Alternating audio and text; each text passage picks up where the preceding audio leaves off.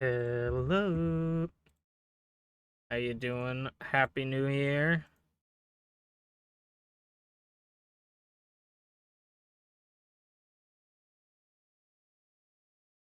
We're just setting up the matches for tonight.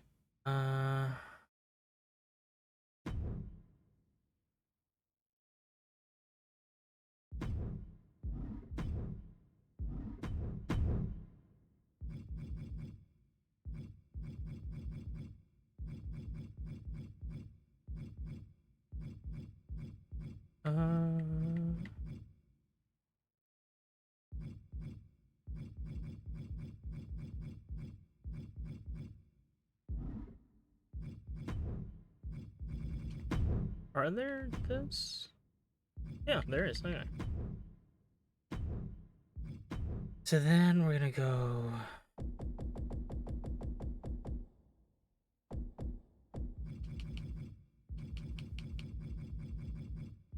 Actually, you know what?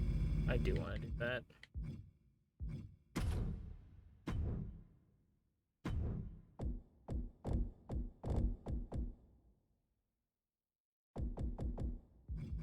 How are you doing? How was your holiday? How was your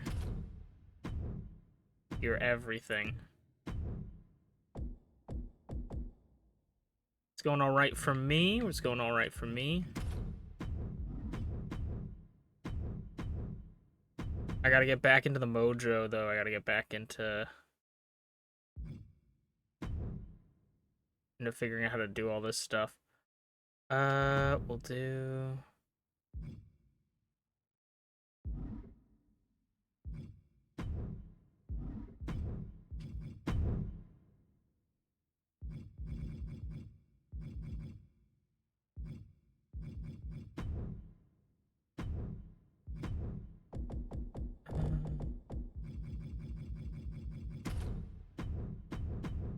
We didn't do this last time when we were supposed to do it, because I kind of forgot. Actually, we'll do... or not that I forgot, but I wanted to do something specifically for this episode where I needed to do some, like, actual planning and things, but it just didn't work out whenever I needed it to.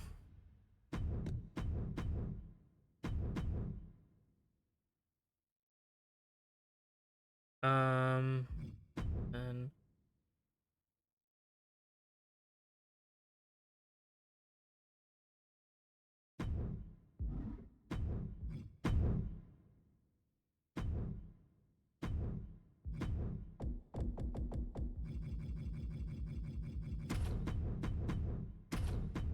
we have a pretty exciting show, I think. Or at least the first one. I don't know what we're going to do for the second two, like how I do most shows, but... Nice! Congratulations on the job in the Bay. That's excellent, my friend. Super glad for... or super happy for you.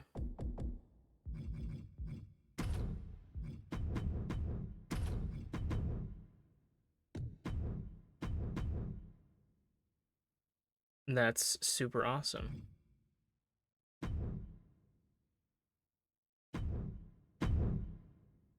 My brain is like completely trying to figure this out. So I should try to talk, but I'm like trying to remember everything I need done. I haven't done anything as exciting as you have done. But I played Marvel Rivals today, and I was telling everyone, I'm like, I don't like playing ranked games. I just don't like them. It's not fun to me. But my friend was like, we're playing ranked, and I was like, okay, whatever. And I actually went undefeated. We went undefeated ranked on Marvel Rivals. And I think I'm in Silver 2 now, which is kind of cool.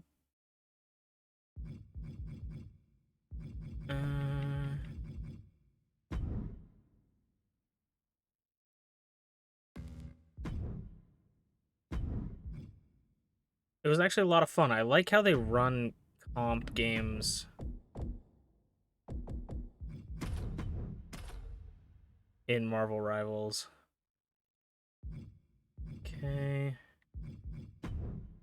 Save all that. You haven't made it out of the first tier of bronze? Damn. Finished the past college semester with 3 A's and a C. Hey man, C's get degrees. But 3 A's is great. That's awesome. Okay. Let me get the other chat up.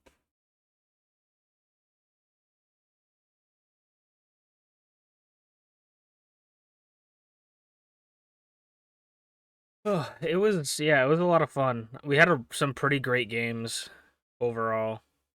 I played only Rocket Raccoon and I think one game of Penny Parker. I really like Penny and Rocket. Those are probably my two favorites. Okay, we're gonna load up the first match of the night.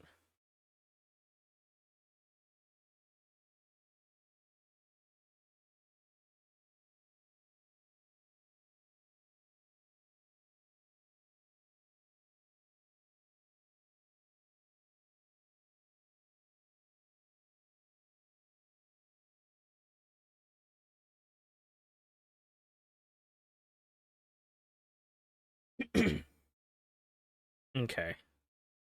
Let me know if the audio, of course, is too high, too low, etc. Let me know if it's good. And yeah, let's just get into it.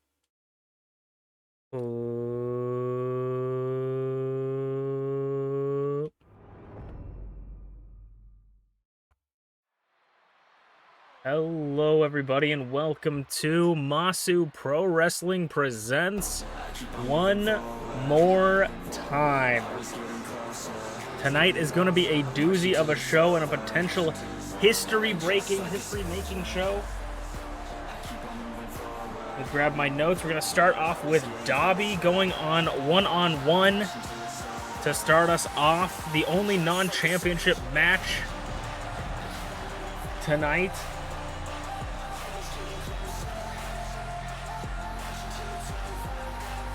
How will Dobby fare in this singles? Because you know the singles match, because when you know getting on a stage like this, it's going to put some added pressure onto you. And Dobby has had that, had those opportunities, but has buckled slightly under that pressure. This is great. This is good education for when you get back into those positions. Dobby's had a up and down season 2 so far, but I would say a lot more ups than downs.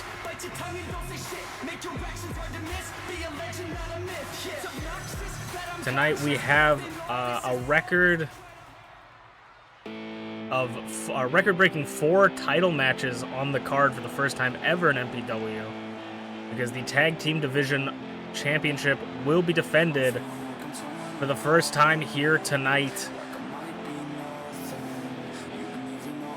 And his opponent for Dobby will be Adur Potato. Potato has been just... He's had, talking about ups and downs, he's had ups and downs in his career in Season 2 so far. Just hasn't quite been able to reach those heights. Hasn't been able to grab any championships. Maybe a tag team title could be in his future. We'll have to see if he ever aligns himself with anyone. But right now, the Stone Dog of MPW looking to go up against. This is going to be a hard-hitting match. Definitely 2 men slapping meat for sure. To start us off hot,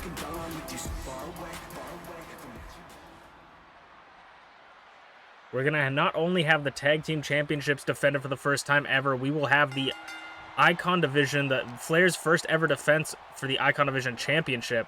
Scoop slam immediately plants Dobby into the mat with authority is Potato.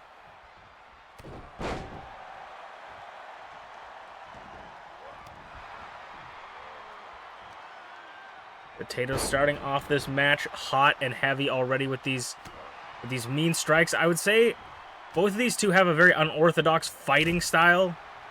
So maybe this is just a mirror match of unorthodox offense. As Dobby gets him back in the corner with those shoulders to the gut and now dropping him on his back of his neck. Dobby's just going to mount Potato. striking the mask. The mask, you know, it does not protect the face as much as you would hope it would. Dobby's going to try and wear down Potato. Like I said, pulling at the mask. Maybe trying to remove the mask of Potato off of him. But Potato slides under. Now gets behind, and Ciruam suplex, dumping him on his neck. And he's not done there. Deadlift. Sit-down powerbomb. Shakes the whole ring with that impact. And Potato's going to meet Dobby on the outside with a bear hug on the outside. You can't win. Dobby is not, if he taps that, it's not a win for Potato on the outside. It is not falls count anywhere. But it's a great way to wear your opponent down. Ooh, double handed fist. Sweeping Potato off his feet, and Dobby wants to get back in the ring. The only real place you can win. Dobby's eyeing up Potato for something, but Potato had it scouted. And Potato with that right hand, and now a chop. Clothesline nearly takes his head off. Nearly knocks his head right off his shoulders out of the park. And now it's Potato's turn for the full mount with the hammer fists. And now into the forearm, onto the temple. Targeting that shoulder as well. Potato is not letting up. Usually we have a more defensive strategy coming from Potato. But right now he has been on the offensive side. He's been aggressive. Dobby. Gut wrench. Potato back up on his feet. Quickness of Potato. An unfamiliar quickness. Jackknife powerbomb. Or not jackknife. It was Razor's Edge. Dobby again deadlifting him. Putting him down. Just the pure strength of both these competitors going at each other. Boot to the head. Dobby going for something, but arm dragged out of it. Rolls through, and Dobby maybe trying to shake off a little bit of the ring rust. And now squeezing. Potato is squeezing the head of Dobby like a grape from behind, right in front of the French-Canadian commentators table. They're in the timeskeeper and ring announcer's corner.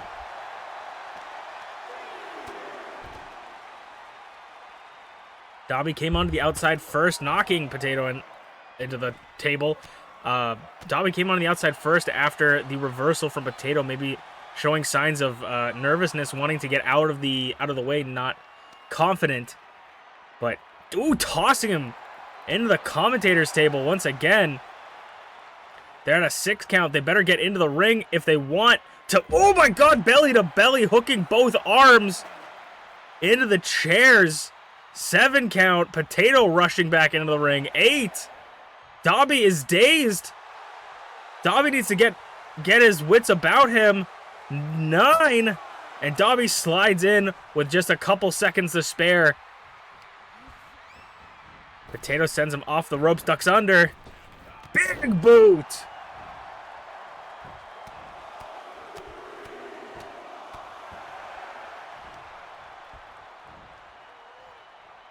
Turns Dobby around, grabbing him for one of the finest looking German suplexes in the business. Hooks the leg on Dobby to win the opening match. 2 kick out. Just barely holding on. Potato is looking very impressive in this match. Both competitors are putting in all they can, but Potato has just been one step ahead. Sets up Dobby. Potato plunge in the center of the ring. You don't get more center than where Potato and Dobby are right now. Kick out at 2.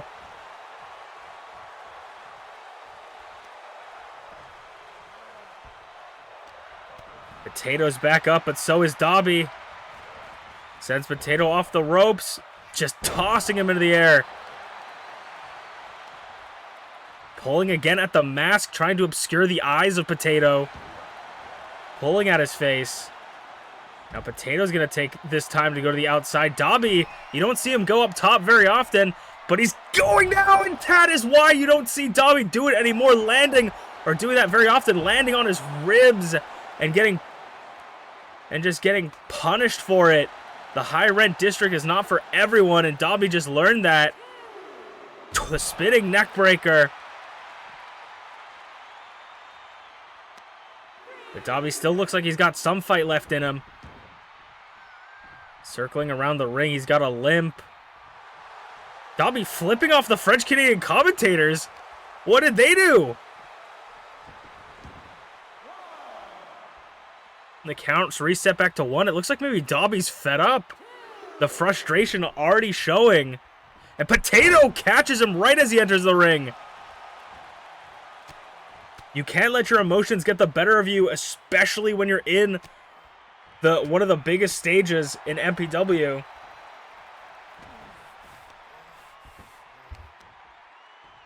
We'll see if Dobby can rally back from that, or if that will just take him, if his emotions will take control of him. Potato back up on his feet. Dobby back up on his feet. Sends Dobby off the ropes. Ducks under. Oh, bumps him. Dobby with the clothesline reversal. Then Dobby, though, expertly countered. Right. Suplex. Oh, Dobby. What was that? Dobby is saying cry about it.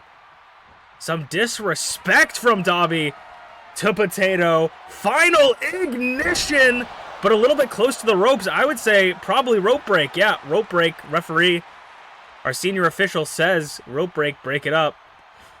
Gun stun to put away Potato. 1, 2. Oh, Potato kicks out. Potato about to go for another ride. Final ignition from Dobby. Rolls him away from the ropes this time. Was that enough? 1, 2, 3. Dobby. The frustration maybe gave him some strength towards the end there, as he just planted Potato into the mat. You could say that it was Potato all throughout that opening bell, from opening bell. But at the end of the day, whoever's standing is the winner, and that is Dobby picking up the win for your opening match, as we're going to move on to our first championship match of the night.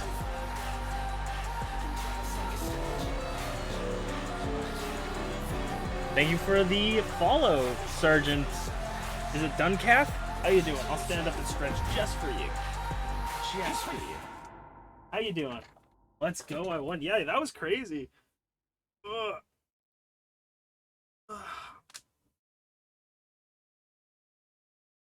For anyone that's new here, that's just popped in, this is MPW.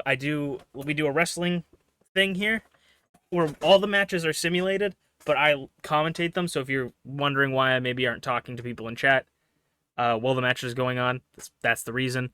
But while the matches are off and we're on this screen, I'll chat with you guys. So if you guys got any questions, let me know. And if I miss something, feel free to retype it. Feel free to send it. And if you'd like to, we do host predictions. So if you guys would like to vote on who you think is going to win the match, you can bet some points. This match I definitely need to pull out my my note for.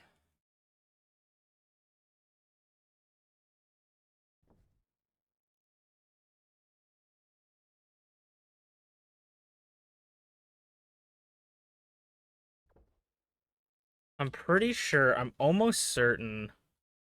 Let me open up YouTube real quick, because I'm pretty sure this is the show that I'm thinking of. Playlist.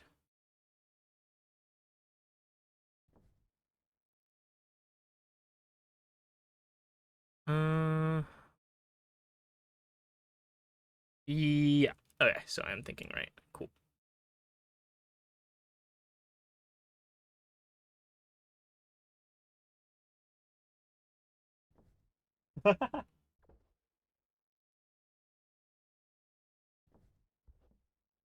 Do I watch anime? I do watch anime. I watch a lot of anime. I've been watching One Piece recently. Okay, we're gonna get into the second match of the night, and then we can talk a little bit more about anime. All right, let's get into it. You've been reading it? Nice.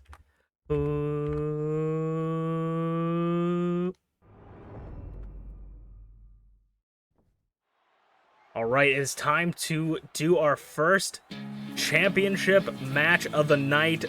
Falls count anywhere. Anything goes for the open weight championship.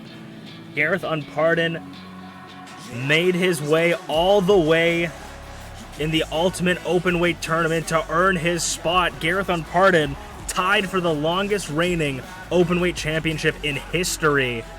70 days as champion, looking to reclaim his prize that Dancing with Draven took from him 70 days ago. That's right. If Draven can beat and retain her championship here tonight for the Openweight Championship, she will be the longest reigning open-weight champion in history with the most defenses, which would be 4.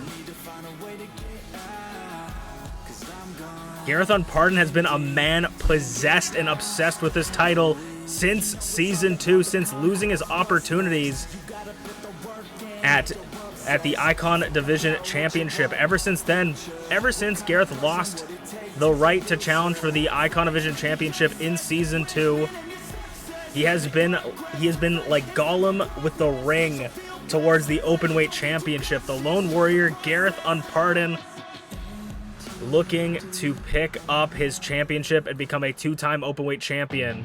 But of course, it would not be the Openweight Championship without the random element.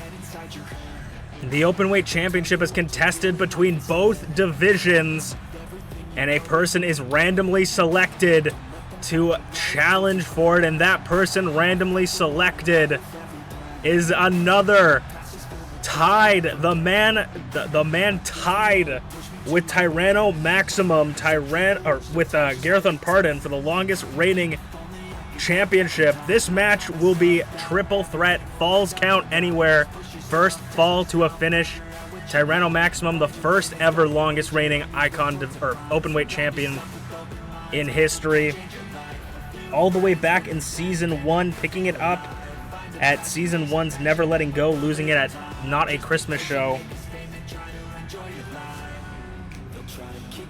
Or that's not right at all. Never Letting... Oh, yeah, no, I'm right. Tyranno Maximum shocked the world and is looking to get their championship back. Tyranno Maximum hasn't had much luck when it's come to getting championships, but when it comes to the open weight, this is Tyranno Maximum's playground. The wrestler, the idol that defined the Icon Division. Can they do it again against Garreth? I know Garreth's not super pleased to see Ty. Garreth defended the championship against Tyranno during his run. And this woman here has her work cut out for her. The MPW Open Weight Champion, Dancing with Draven. 70-day title reign, tied with both of her opponents. First fall to a finish, meaning the champion doesn't even have to get pinned to lose the championship. Falls count anywhere, anything goes. And when I say Draven's got her work cut out for her, I mean it, because not only does Draven have to defend the Openweight Championship tonight, Draven, as part of Dawn Deceased with ShmeepsWorld, will be challenging for the MPW Tag Team Championships for the first time ever in MPW. The tag team titles will be defended. Draven's got to go through a triple threat and a tag team match tonight. Double duty. One of the most dominant idols in the division. Done it all except the tag team titles. Can she do it? Two-time Idol Division champion, former two-time Idol Division champion, Dancing with Draven, the first ever Idol Division champion. Can Draven do it?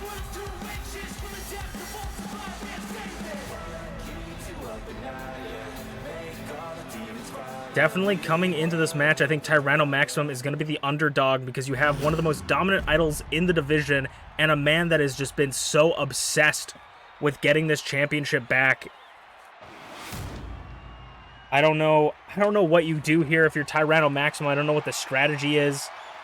But you're going up against two of the most dominant competitors in their respective divisions. But of course, in this triple threat, you have to have eyes on the back of your head as both challengers go at it immediately out the gate. Step up Inzaguri and Draven targeting Garreth. The idols working together momentarily. Don't keep your eyes off Ty, though. The high-flying maneuverability. Garreth coming back. Height advantage goes to Garreth. Probably weight advantage goes to Garreth as well. Skywalker. Garreth completely like a horse with blinders, focused on this championship. Frankensteiner spikes him. And I'm grabbing his neck again, pulling him to the mat. Ty tries to jump over, misses. Working the leg in a submission hold. Of course, first fall to a finish. If Ty taps, that would have been the end. And retain for Draven. You gotta be able to watch your opponents handle everybody in the ring as well. Ooh, a little bit too short there. As well as play defense. Block your opponents from getting the pins.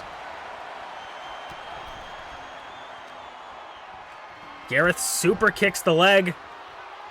Backflip. German to Draven. But you don't want to be showy in a match like this. You don't want to show off too much.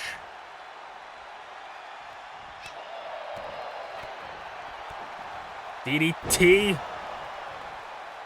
Garrett's gonna roll to the outside, maybe try to get some breath. Of course, falls count anywhere, anything goes. No countouts, no disqualifications. Draven and Garreth both expressing themselves as Ty flattens inverted suplex and a little short on Garreth this time to Ty. With that drop kick, throws Garreth into the barricade. And now Draven going for the quick pin to defend her title, retain her title, drop kick to the back. Garreth, I don't know if that's hubris of Garreth having that lackadaisical mindset, but the challenger's going to work together, but their heads are going to be put together by the champion. Taking Ty down. Forearm. Had it scouted. Garrett's working on both of his opponents. Right into the wooden steps. Draven wants to try to end this match as early as possible. She's got a match in 2 matches from now. She's got to come back. Or, yeah. Well, 1 match after this one. She's got to come back and perform. You know Draven's going to try and finish this match as quickly as possible as to not wear herself down. Skywalker again by Garreth. Ty playing possum, gets back up as everybody fights the corner. Super kick, hooks both arms. German suplex on the floor.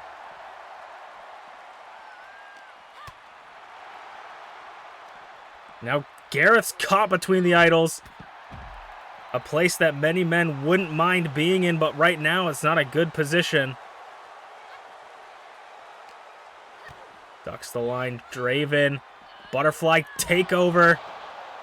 Garreth back up, trying to go for a clothesline. Doesn't quite connect. A little bit of sloppy work. DDT as the cameraman is doing God's work. Breaks it up. Draven. Champion.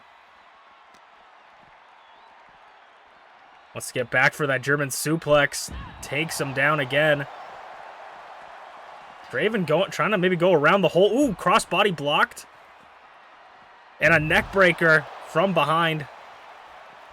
Draven on the top of the apron, goes for a double axe handle.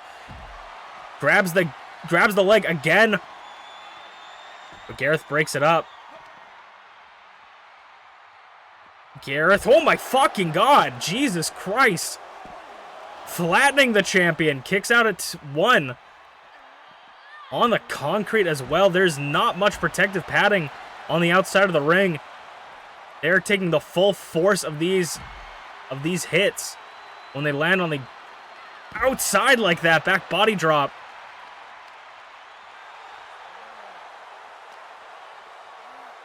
Sends Ty back in the ring. German suplex. Look at the toes. 1, 2, nearly retaining the championship. That's what I say. That's what I say when I say.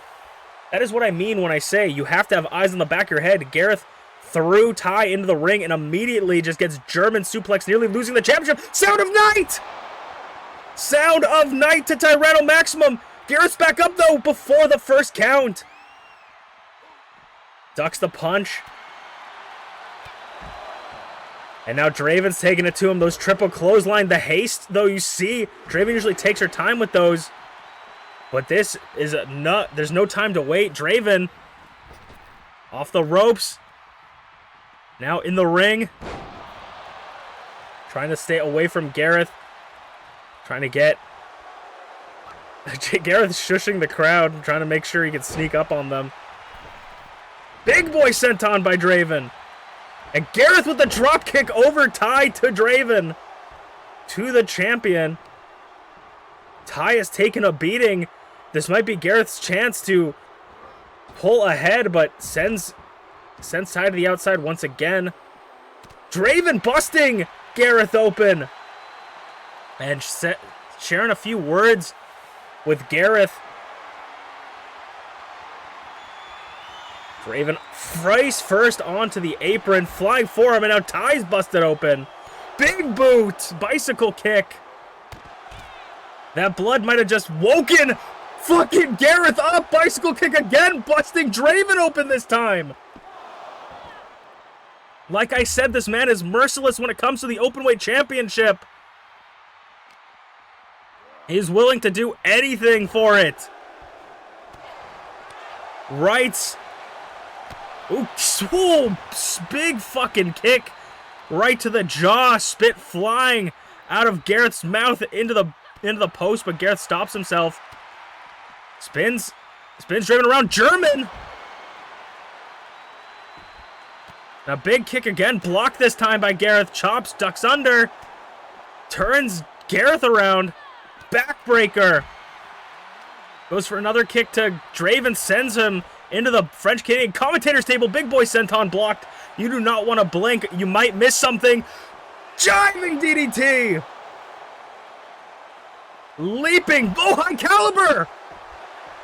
Champion's on her knee, though. 1, 2. Just before the 2 count, Draven gets back up into the French Canadian commentator's table, right in that corner. And Draven once again pinned. 1 kick out at 1 by the champ.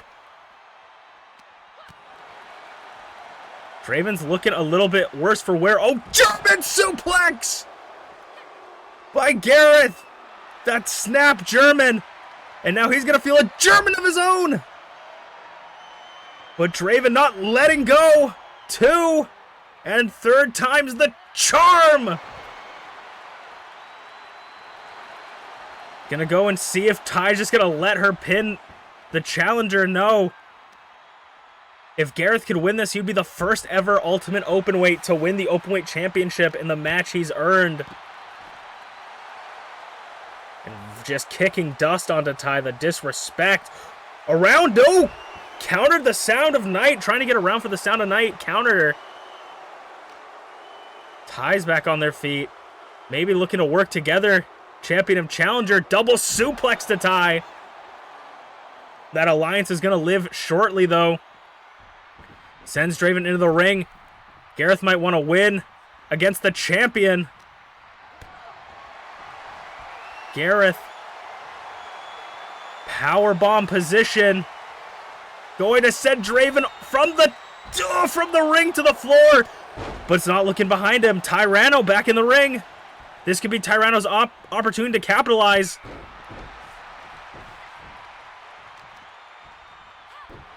Draven's back. Champion reverses the German suplex into an arm drag. Ty lighting up Draven. Draven reversal, gets behind her. Sends her off the ropes, or up and over out of the ring. leaving Ty and Garreth alone. Ducks under. Jumps over. Oh, shoulder tackle. Ty's looking hesitant. Ty's got to think of what to do. Wants to make sure Garrett's in the position. Ty going up top for a blender. Connects for the championship. Draven just able to get back into the ring, though. You have to take out both of your opponents. Back body fucking blue thunder bomb thing? Power bomb? Back body power bomb? Ty, though, still got Garreth in a position. Has Garreth... is it going for a second one? For a second. Blender. Draven's back up, though. This time, Garreth had it scouted. Rolls through. Snap suplex. Champ's back in the ring. Garrett's going to go up top. Draven trying to thwart it. Double axe handle for her troubles. And Garreth sees both opponents down, going for the pin on the champion. New champion! New champion! Garreth has just retained, or just is the two-time openweight champion. Garreth saw his opportunity, and he took it.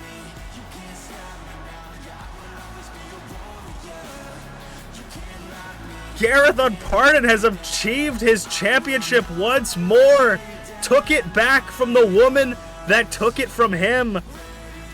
And leaving the longest reigning title reign at 70 days. Garreth Unported is the new openweight champion. Two-time openweight champion. Garreth.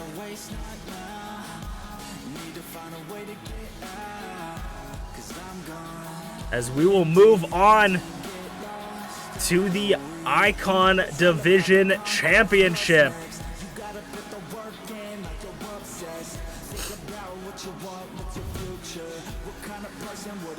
Alright, sorry, I saw there's a lot of stuff going on. I will chat real quick, but I gotta write down.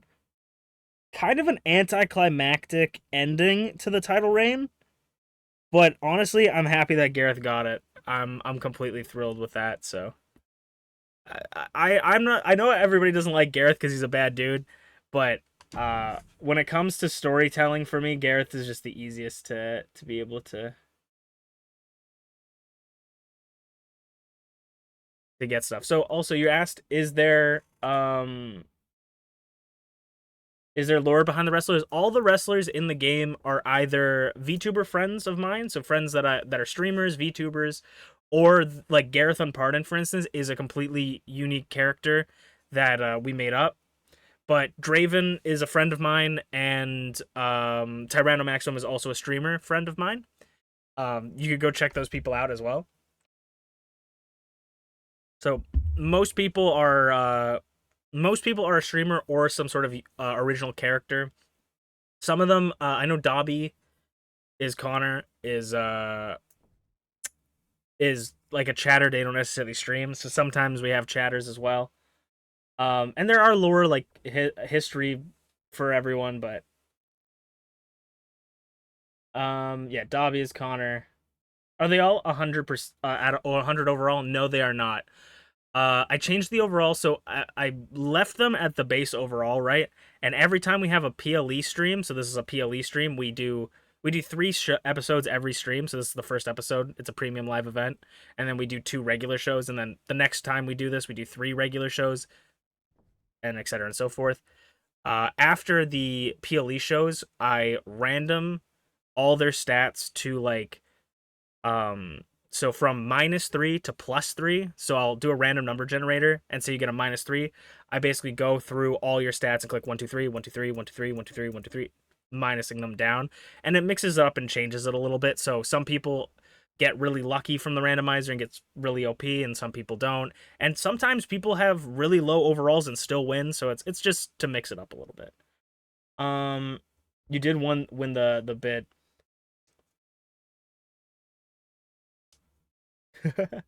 How do you upload a character? I don't download characters because I use a mod that allows us to have intergender matches for this game. I also don't know if online is available for this game anymore, because this is 2K23. I don't remember. I don't remember when they shut it down, but I don't accept uploaded characters because I don't go online because I'm using a mod to do intergender matches. If you want a character in the thing, usually I just like, you send me a reference or give me an idea, and I would send back the images of like, this is the kind of character. But I usually only do it for do you make characters for chatters on stream? I don't usually do it on stream. I usually do it on my off time and then send images and stuff and talk to them. But I if you want a character, usually you have to kind of be around for a little bit. There's some people that I have characters for that I haven't seen in like months, and it's not their fault for not, like always being available to be here, but it's like kind of a thing of like, I don't want to have a bunch of people I don't know in this, I want this to be like meaningful characters. So if you want a character, it kind of comes with you have to be around for a little bit, which sucks, but it's kind of how it is. I think I got most of your questions, unless you have more questions.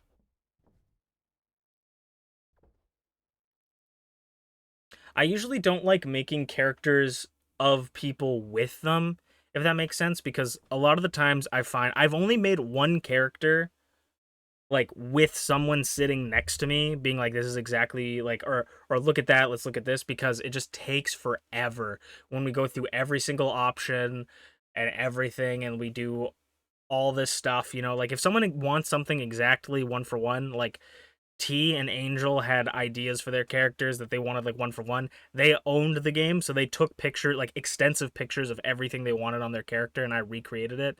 That also takes a long time, but like I've had one character that I've built with them sitting in call, and it took us like 3 to 4 hours to do it. And so I just like doing it by myself and then sending pictures and going, do you want anything changed?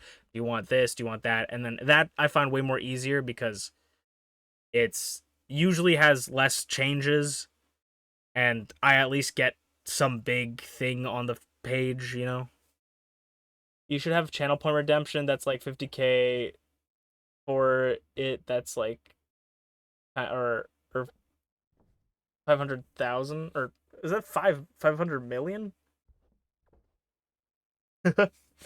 Just for making a character for MPW. I could do that. I wouldn't maybe make it that crazy of a number. I'd probably lower it, but I could definitely do that. The only thing that is a problem with that is not necessarily a problem, but I feel like people would easily or I don't want to oversaturate the thing either. So if like a bunch of people that watched me kept getting them, I don't know. You get like 10 every couple minutes.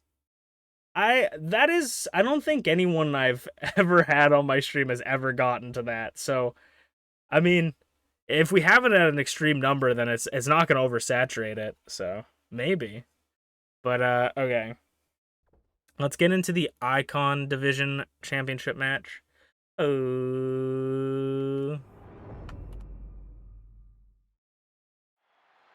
Moving on to the championship that Garreth cannot go after this season, the Icon Division Championship. This entire Premium Live event is all about redemption for the challengers. Garreth achieved his redemption, and now it is time for Zarataro to look for his redemption. Zarataro, a former Icon Division champion, the longest reigning Icon Division champion in history, is Zarataro. A total of 140 days as champion. That is more than 2 times the longest or any other champion in MPW history. A whopping 3 defenses. Can Zarataro get his championship back from the first-time champion FlairZero, who picked up the win in one of the hardest environments to become a champion in? FlairZero picked up the championship in the Elimination Chamber, his first ever championship gold in MPW. He's going to defend it here tonight at MPW Presents one more time.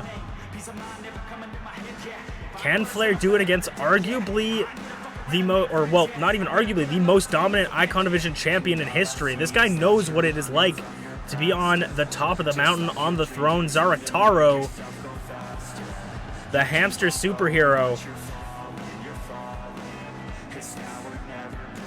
looking to get it back. Lost it to Angel in the in Cursed with Success.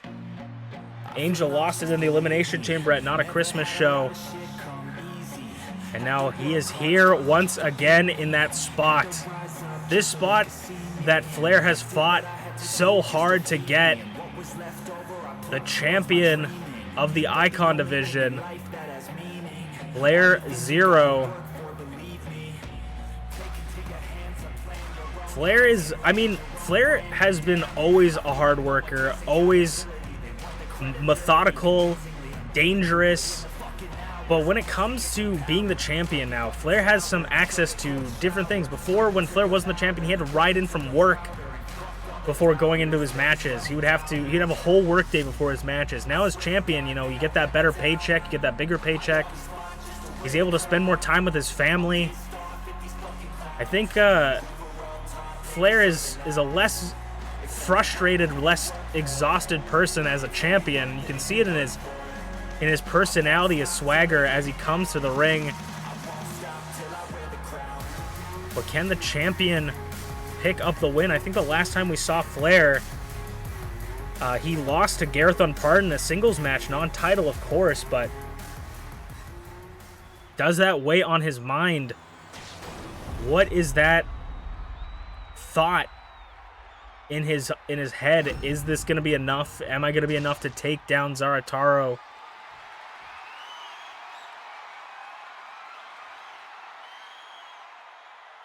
Zarataro here to prove that his loss was a fluke and that he still wants to be champion. And Flair here to prove that he has earned this championship and is going to hold on to it.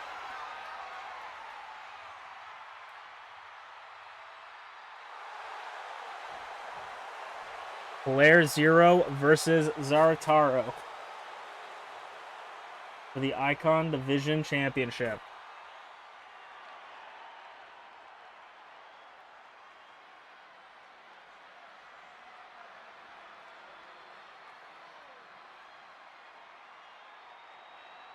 That is what it's all about, the biggest prize in the Icon Division.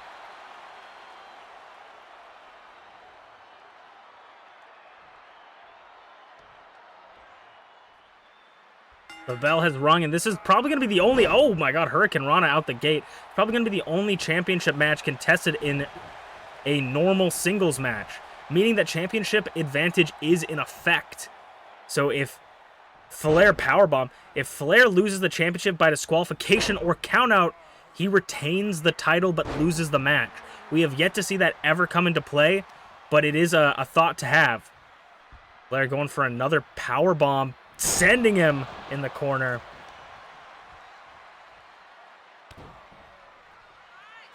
Working over Zarataro's legs. I mean, Zarataro's power does come from his legs. He is a extreme high flyer. He loves to bounce off the ropes, loves to go up top. If you can target down his legs, that could be a very effective strategy for FlairZero. And this is what I was talking about, the methodical pace of FlairZero. He is an architect, the thinker of MPW. He's got a lot of time to sit back home, watch the tapes, really download his opponent, because once he has that opportunity to download all of your moves, you know, think about everything, it's going to be a wrap for you. If he knows how to counter you, I don't know if there's much of a response that you can have to Flair. Flair's going to go up top. We don't see this super often, but looks like Flair's going to meet him on the outside with a crossbody, and he does land it. Flair's sending Zarataro back into the ring, saying, you're not going to get that far from me. Going back up top.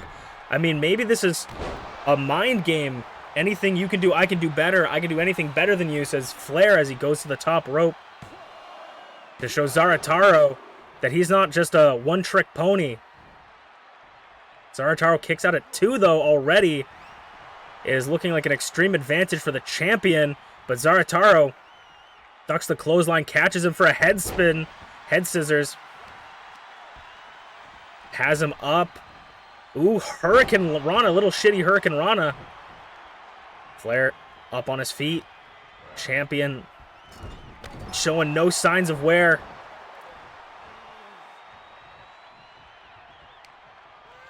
Sends him back into the corner once again for a second clothesline.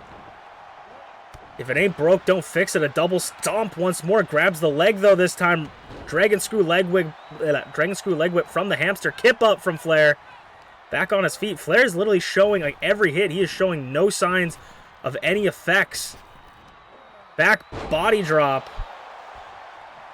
Flair going back up for the 3rd time this match. I mean, Flair goes for some elbow drops every once in a while, but I feel like this is excessive. Goes for the double axe handle, and this time Zarataro is going to capitalize off the reversal. Got a sucker punch on Flair. It's going to wind him. The champion may be trying to prove something, but that could end up costing him the match if he doesn't focus on the task in front of him.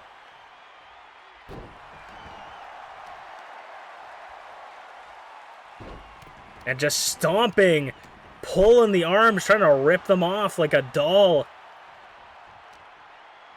Zarataro, this is the fire that you've seen of the former champion. Zarataro, basement dropkick. This is the kind of fight we expected to see from him. Hooks the leg on the champion, shoulders up though at a 1 count. Not even close to a 2. Forearm. Zarataro has basically almost done everything a Icon division member can. Kaiju killer to FlairZero for the championship. Might just be enough to kick out of 2. And unfortunately for Zarataro, it wasn't enough. Flair back up on his feet. Scoop slam. Puts him down and out. It's Flair's turn. Below zero flattens him and gets up to his feet. Quick pace, a little bit close to the ropes, but referee saying it's not a rope break. Just far enough. Kick out at 2. Barely Zarataro keeps himself alive. Switching to the Boston Crab. Going for a submission victory, turning him away from the ropes. Zarataro doesn't quite have anywhere to go. We could see Zarataro tap, I think, for maybe the first time ever. Flair getting a breather as he sits on the back of Zarataro. Zarataro flipping Flair around into a pin for the championship 1. Kick out of 1, though. Referee took a little bit too long to get there. Now Flair is starting to show some wear, slowing down a bit. But has he dealt enough damage to Zarataro for that to matter? Zarataro picking his spots, picking him apart. Flair grabbing him again. Once you're in the grasp of Flair, it's over. Ducks under, bumps him. Taking him over shoulders, hanging him to dry. Backing him into this corner against the ropes, leaving Zarataro little options to go other than maybe leaving the ring. And it looks like this might be the second time. No reversal by Zarataro. Clothesline in the corner. I was almost going to count Zarataro out. Flair kicking the back. Fighting out of the corner. Oh, clotheslines the ref. Flair took out the ref. Kip up. The ref is down. It is lawless. I don't know if that was a deliberate target or what, but the referee has been hurt. Flair back up. Oh, ducks the kick this time. Sends Zarataro to the outside once more. Zarataro on the apron. DDT onto the apron. The hardest part of the ring.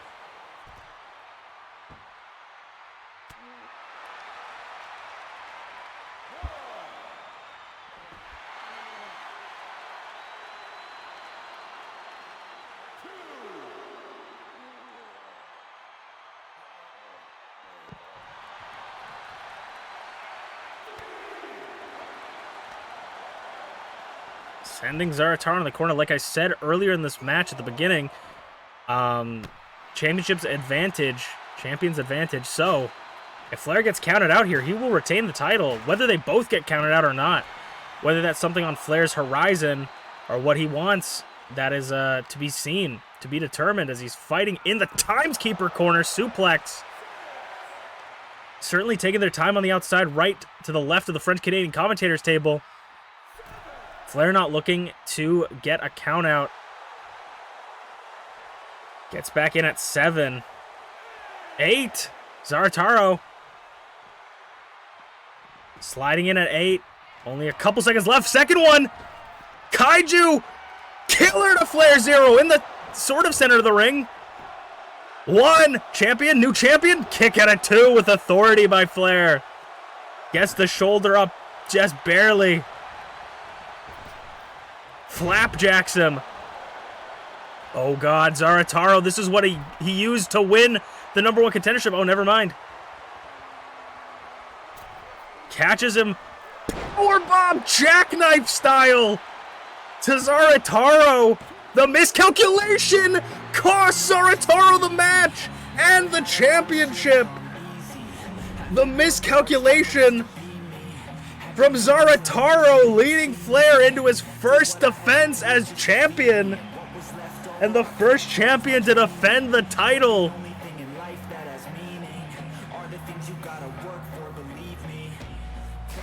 FlairZero picking up a win. He is not just a one-hit wonder, retaining the championship. Hopefully that was enough time for Draven to recover. Definitely going backstage to see the ring doctors, as we're going to see Draven in the tag team title match against La Primera, the tag team champions, next. Wait, does he make them with reference to the Twitch streamers? Yes, so all these guys are Twitch streamers. Flair's my friend as well as Zarataro, we know. Does Unchained have a superstar? Yes, I do, but I haven't booked him in forever. Actually, he most recently lost, I think. I think the last time I did anything with Unchained, he lost to Draven in an open-weight title match, I think. But Unchained, yeah, I haven't seen. Also, I should make a distinction, Sergeant, because you wouldn't know because you weren't at the beginning of the stream. But me in this form, right? I gotta do something real quick, sorry. So, my VTuber model that you see on stream right now, this is not Unchained. This is Masu Pro Wrestlington.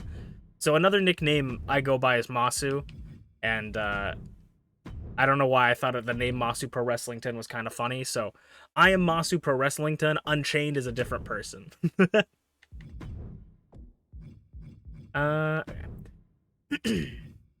Swear to God, I'm a betting down. Also, I saw you say... Oh, I can send you my YouTube in a sec. I saw you ask something else. What are you gonna do when you switch over to WWE 24? I'm probably not gonna switch over to WWE 2K24 ever. I'll probably wait for the next game if I ever do. It depends, because this is the thing. It depends if the game changes a lot, because that is very important. I do want to have, like, the game, like, have actual considerable improvements. But also,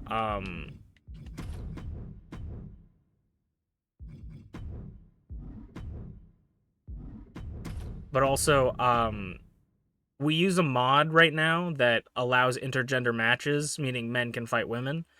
And there is a mod out for the new game that does do it, but you have to pay for it, and the guy who makes it is kind of a jag-off, so I don't really want to support him.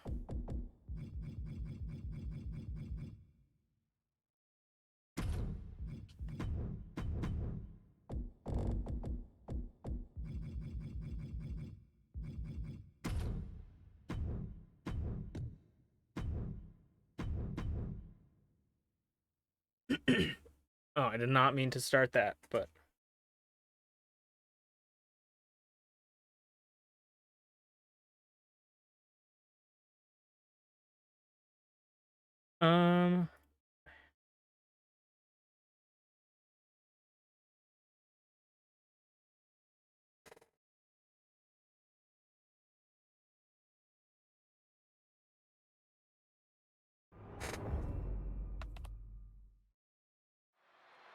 It is time for the first ever Tag Team Championship title defense.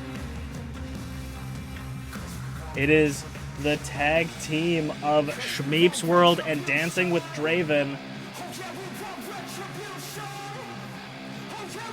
Dawn deceased. Draven got stitched up in the back. Blood cleaned and cleared for the Tag Team Championship. These two beat the tag team of UnchainedAwesome and Gaelic Angel, which were the Fallen, and defeated the I'm pretty sure they defeated the Shogunate. I'm not quite sure, actually. I don't remember. They either defeated the Shogunate or Morning Routine. I cannot remember. But either way, they got all the way. And they are the first challengers. And we know that Shmeeps and Draven have a personal connection to this tag team, the tag team champions.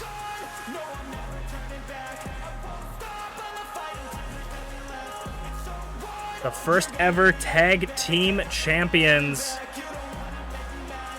Emrys Morgana once again pulling out that green stone, summoning the mist to show her prized creation.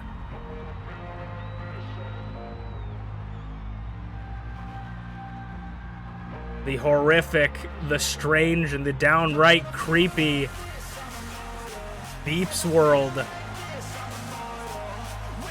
The tag team of La Primera, the MPW tag team champions, MPW and Emrys Morgana. The first ever tag team champions. And again, my memory doesn't serve me very well, but I'm pretty sure they beat the Coalition for the first ever tag team titles. Emrys Morgana showing MPW off like a prize, keeping her half of the tag team titles in the back, and parading MPW around like a dog on a leash. It is people like MPW that I have put in my contract that I commentate from a booth and not next to the ring. This match, of course, is contested in the same kind of tag team rules as we've been keeping going. The boss is upstairs. Set up. It is falls count anywhere. Tornado tag rules. Anything goes. One fall to a finish.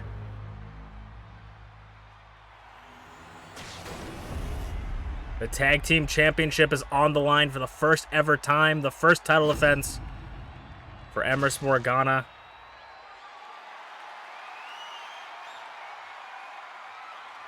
And MPW. The tag team titles are defended half as many times as the Icon and the Idol division. The challengers, Shmeeps and Draven, the champions, MPW and Emrys Morgana. Ever since Emrys gave those robotic enhancements to MPW, they have been a force to be reckoned with.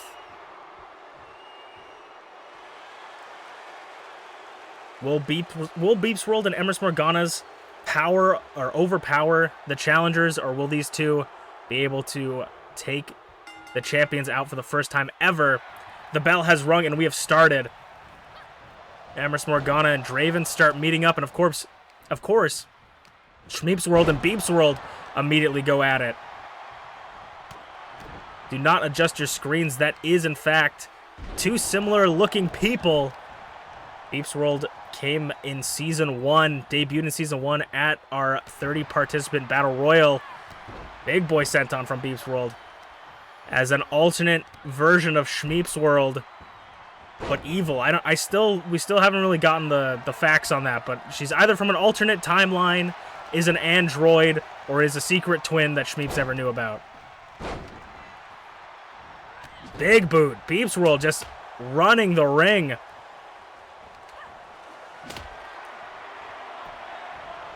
And now the kendo stick from ShmeepsWorld. I mean, Shmeeps and Draven, both former Idol Division champions, both former openweight champions.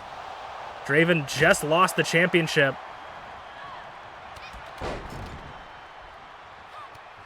Chiving Hurricane Rana.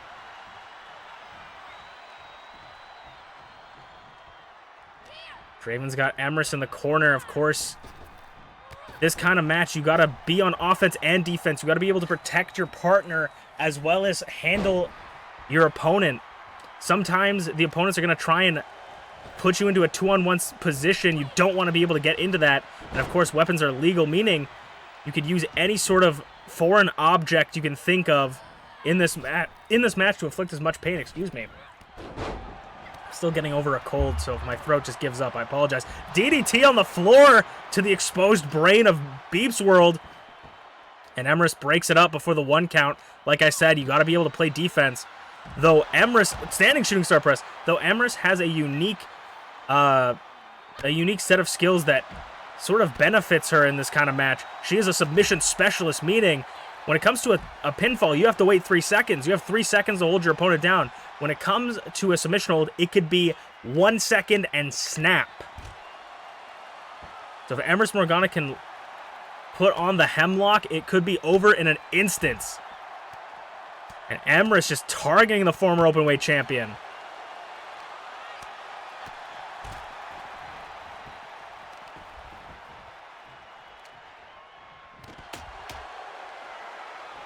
ShmeepsWorld and MPW have gone at it plethora of times, but with these robotic enhancements from Emrys Morgana, who can say what she's added to MPW?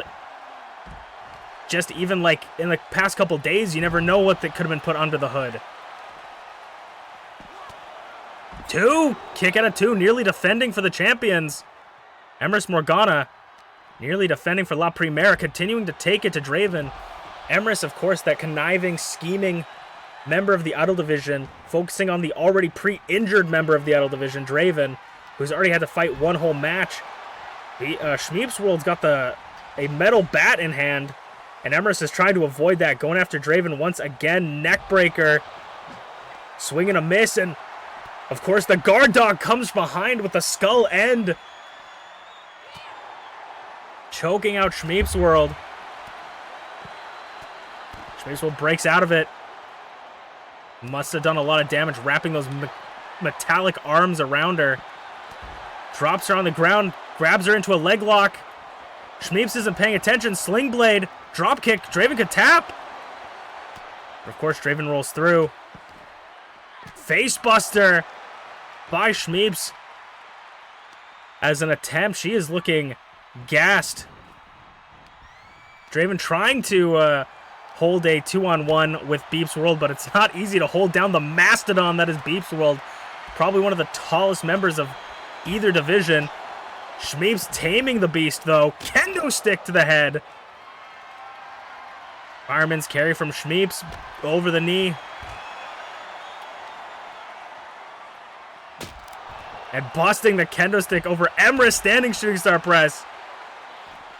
They have traded dance partners, both Draven and Shmeeps, and they are doing wonderfully.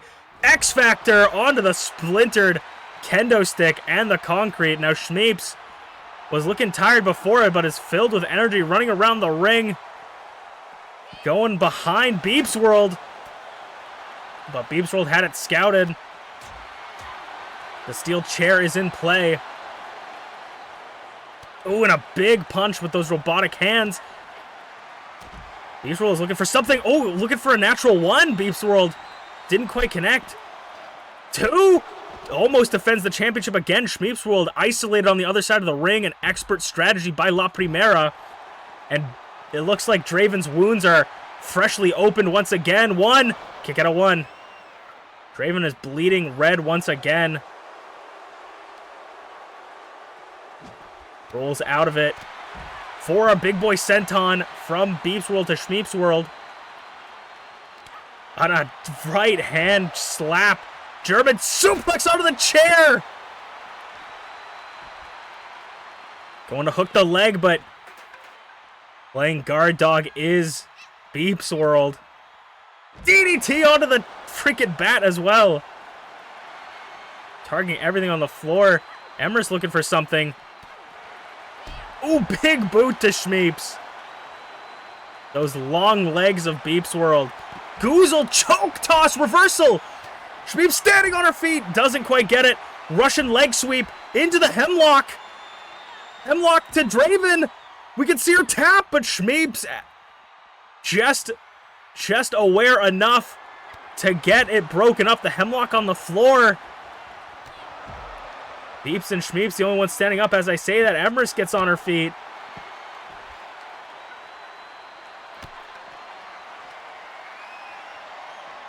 German suplex by Draven. Not letting go. 2. 3, but MPW going for the retain. 2. Ooh, kick out by Shmeeps, but it would also have been broken up by Draven. Draven, sound of night to Emrys. MPW's distracted. Referee also got a little bit interrupted by MPW. Draven gets behind MPW. Shmeeps over the top, crashing and burning.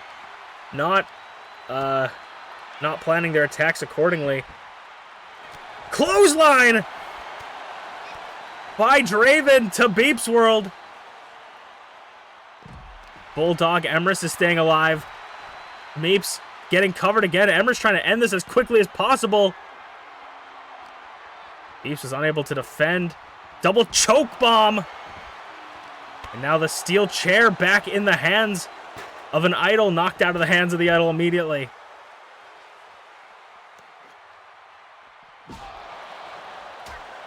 And the whack of the bat. MPW coming in as cavalry for Emrys. Clothesline again, takes her down.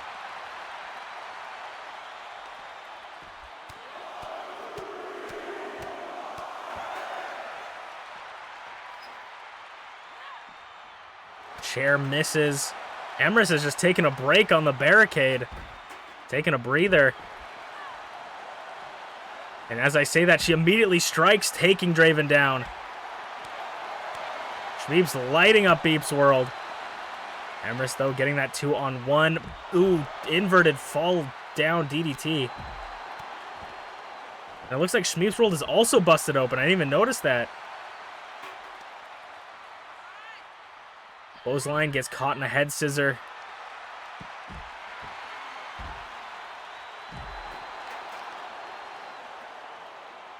I feel like one big move could really put this match on its head. And as I say that, double pinfall. 1, 2, kick out. 1, 2 for the championship. No, kick out. We almost had a new champion. Or new champions.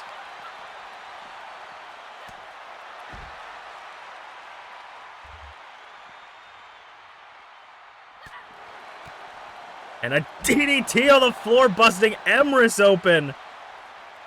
Emrys is wearing a mask of crimson. Almost thought Draven was going to send Emrys into the crowd for a second. But just bounces her off the barricade. Shmeeps and Beeps once again just can't stay away from each other. MPW, what are they looking for here? Running powerbomb! Emrys rolls up Draven. 1 to retain. 2, 3, and Emrys with a sneaky pin, catching Draven off guard, and the champions retain. The tag team champion. The tag team championship. Emrys Morgana and MPW once again the champion. Emrys Morgana showing that she runs this team.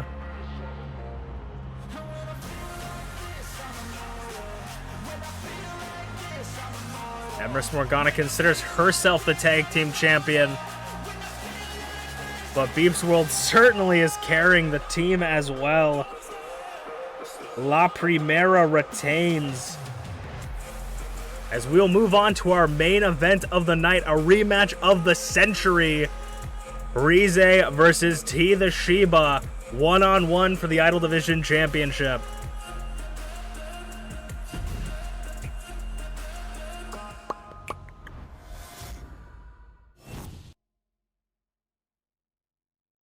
You're interested in what you spent? If it didn't, you might have not seen it because it's kind of quick. And also, it doesn't work on that screen. It might have worked on that screen, actually. I don't know. I'm just trying to make sure I don't scam people out of points.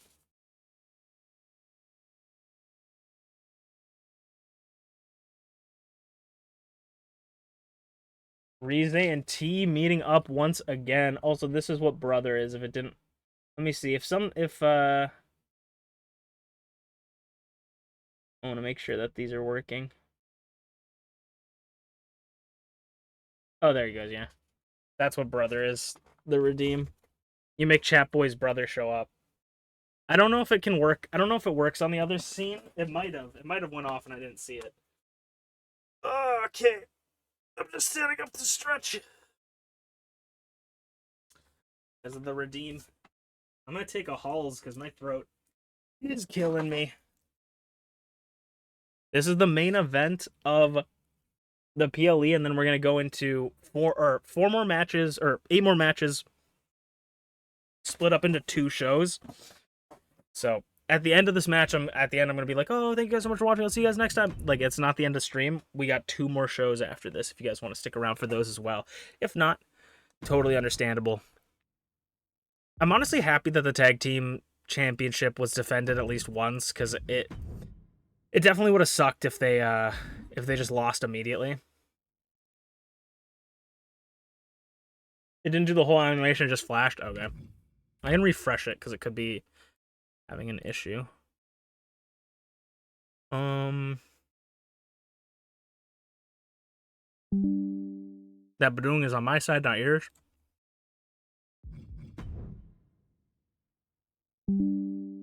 You thought it was my brother? No, it's Chat Boy's brother. The Badoong on my side was on my side, not yours.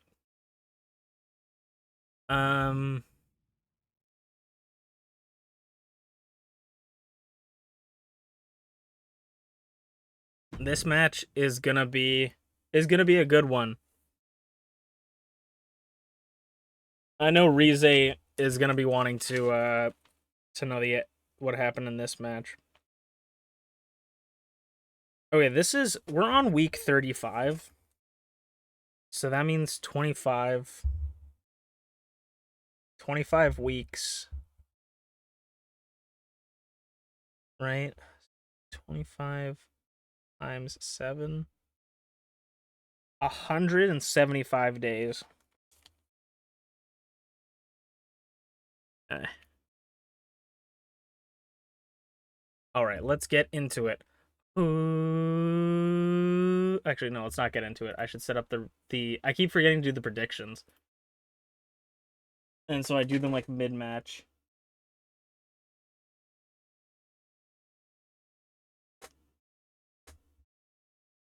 All right, let's get into it.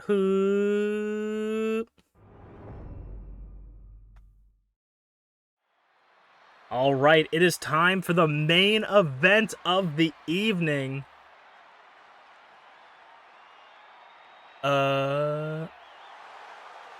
Why is her music not playing?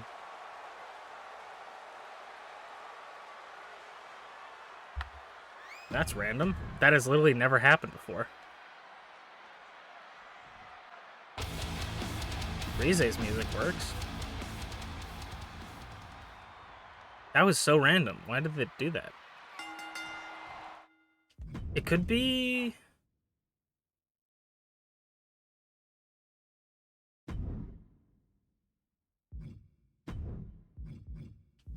No.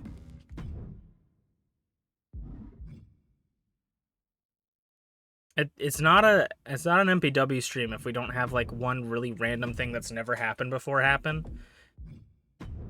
Okay.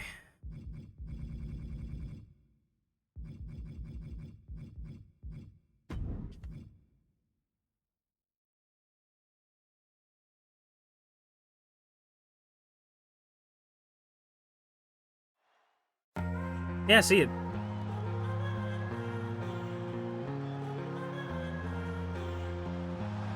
Oh, maybe.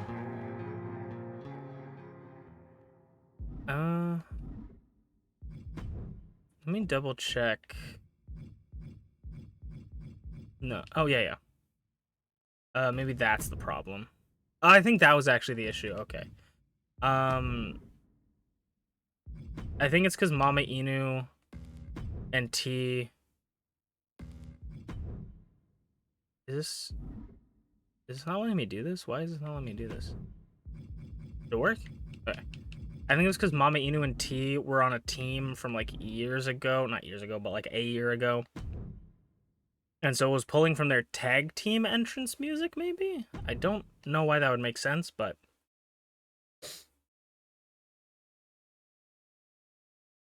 How many streams to get a superstar? I don't know. There's not really a number. It's sort of just like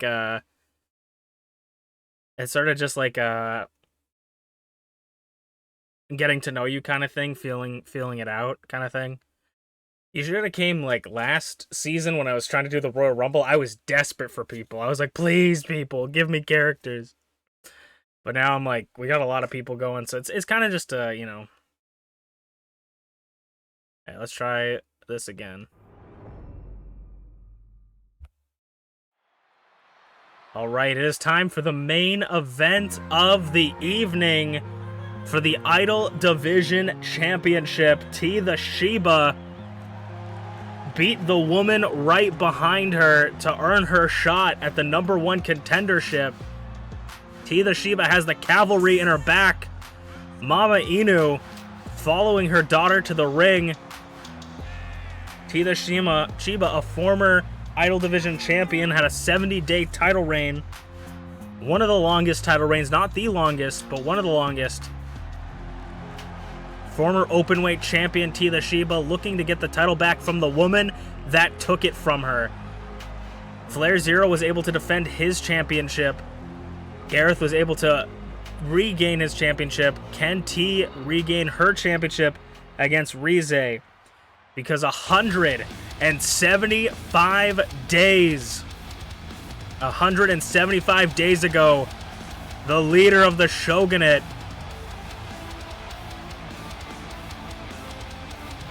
Rize, the self-proclaimed Panda Archon herself,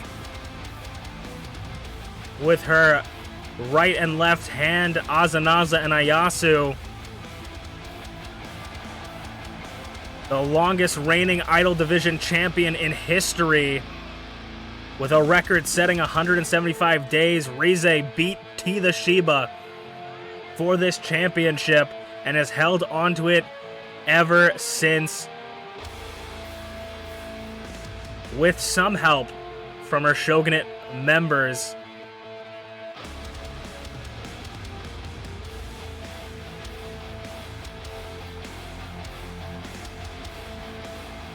Can Rize defend against T once more? Or will TeaTheShiba regain her championship and end the longest reigning title reign in MPW history, not just the Idol Division, in MPW history? The self-proclaimed Panda Archon, self-proclaimed head of the table.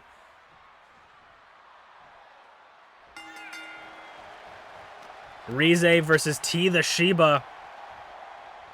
This match will be a normal contest. However, the bosses upstairs deemed it, because these two have such animosity towards each other, have deemed it to be a 2 out of 3 falls match, meaning you must pin or submit your opponent 2 times to win the match and the championship. Though, since there are countouts and disqualifications, technically, if Rize were to lose by countout or disqualification, she would retain the championship but not the match. Ducks under. Jumps over. And a single leg drop kick. Sends Rize into the corner. These two have fought each other so many times. They know each other so well. And they both got people in their corner cheering them on, supporting them. And some maybe even doing a little bit more snapmare. Rize filled, brimming with confidence, overflowing, if you will. Drop kick to the back, reversal, sling blade, takes her down. And now sets her up for a ripcord knee right on the heart. Booty popping, moonsault to Rize. T's picking up some steam. Off the ropes, ducks under. And another single-legged drop kick. And a needy T. Champion wants to retain early. Kick out at 1, though, way too early to call it. Already some signs of frustration. On Rize's face. You don't want to let those thoughts seep in. The self-doubt can be the one to take you out. Spinning back kick. Rize sets up T to knock her down. And now Rize going up top. For a leg drop right on the neck of TeaTheShiba. I think she's won a couple matches with that move before. Kick out at 2.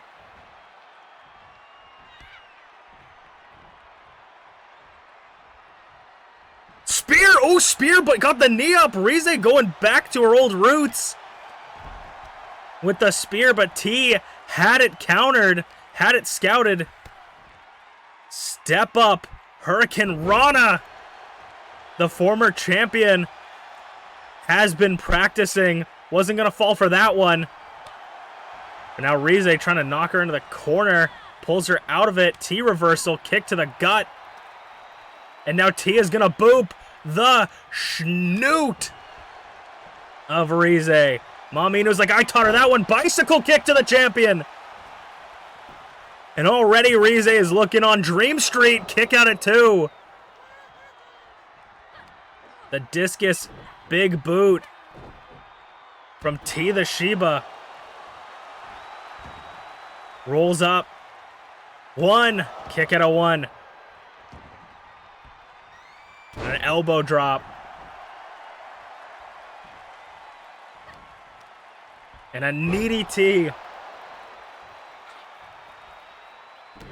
Rize is trying to build some momentum back up.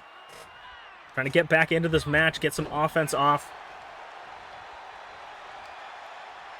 As T is kind of taking the pendulum swing, the momentum in her favor. Deadlift German! And Azanaza sharing some words with TeaTheShiba, distracting. T flips her around again, or does the spinning back kick again, and sends her down, stacks her up just to put her down. That minor distraction giving Rize all the time to get a wrath of God to TeaTheShiba. Putting the champion, the challenger down. And a near fall.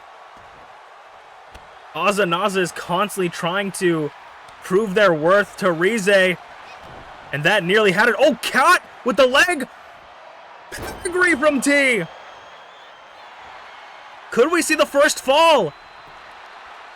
Azanaza trying to distract the referee too. Kick out at 2. But the referee, our senior official, focusing on the match.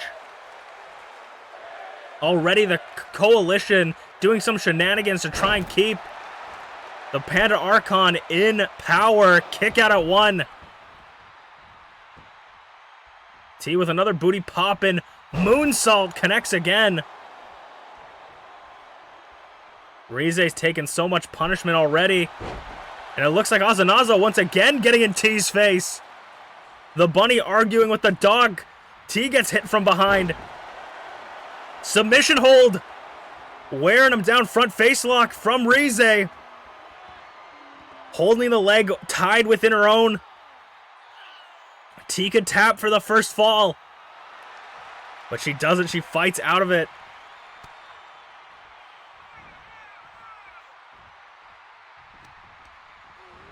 Sends Rize off the ropes, ducks under. Ooh, the double knees. T going. Where's T going? What is T thinking? Ooh, punch to the face. Over the top rope. T sends Rize off the ropes again. Snap! Dragon suplex. Rize's back up. Second time. Hooks both arms. Pedigree. T has the momentum, but the referee's distracted. Referee's distracted. Ozanaza, I think, distracting the referee. Could that have given Rize enough time? Kick out at 2. The distraction could have cost T the first fall. Rize's Shogunate members paying dividends for her. Deadlift, powerbomb, gut wrench powerbomb. But it's not as many distractions as you can get. It's not going to be worth anything if you can't get some offense in. Booty pop and moonsault this time rolls through. Clothesline. Panda Archon looking to pick some speed up. And a boot to the chest. T's back up on her feet. The double knees again. Driven into the chest. Taking Rize all the way to the mat. Rize. Butterfly takeover. And a knee to the temple. Rize for the second time. Wrath of God in the center. A little bit below ring. 2, 3, and the first fall goes to Rize with much an assist.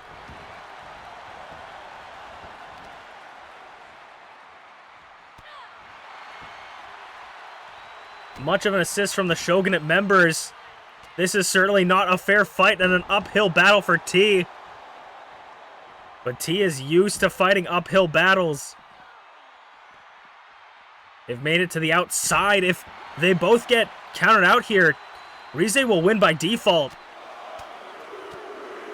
T's going to want to try and get back in the ring as much as possible. Because for Rize, it does not matter.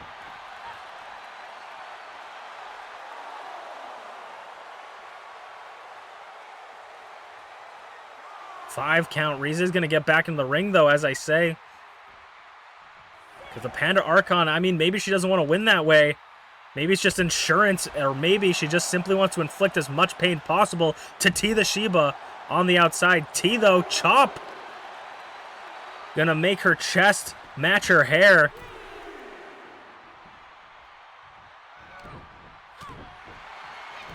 Smacks block, trading blows. Sending T off the ropes. Spear! Spear by Rize! 1, 2 for the championship. 3, and Rize, I don't know, with a hefty assist from Ozanaza, the self-proclaimed Panda Archon is showing exactly why she is still champion. Continuing the record-breaking title reign. Who can stop the Shogunate? Thank you so much for watching. We will see you guys next time for Masu Pro Wrestling. I'm Masu Pro Wrestlington, and we will see you guys on Thursday. That was a pretty good match. It was T had a lot of big hits. There was a couple moments where if Rize didn't kick out, I feel like T could have got the first fall, but 2-0 for the 2 out of 3 falls is kind of crazy. Also, sorry, I remember you said you did ! YouTube, which should be a thing that I have. I'll get you my YouTube channel if you want. It's the same name as the Twitch, but. And just on cue, how's it going, Rize? And then also I saw someone text me on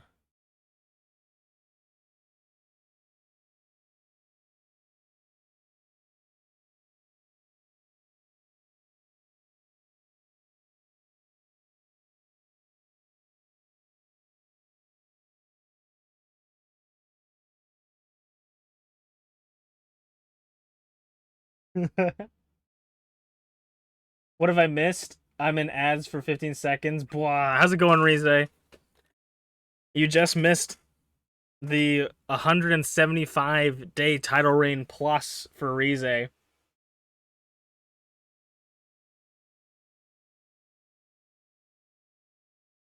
Still champion. You had a lot of shenanigans that match. It was 2 out of 3 falls. 2 out of 3 falls. TeaTheShiba versus Rize. MamaInu in T's corner.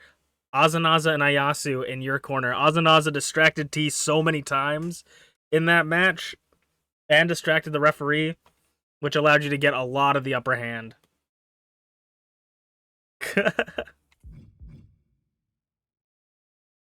Okay. Now we're in no man's land. If you guys have a match you would like to see within reason, let me know. Because I literally have not planned. I have literally not planned this entire part.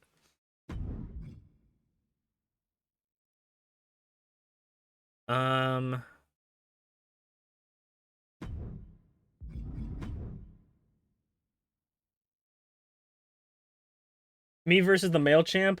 Oh, Rize. You're gonna get that match. You and Flair are gonna get that match because the next premium live event is one unlike any other premium live event that we do. It is MPW presents Divisions, which means that it's the Idols versus the Icon division.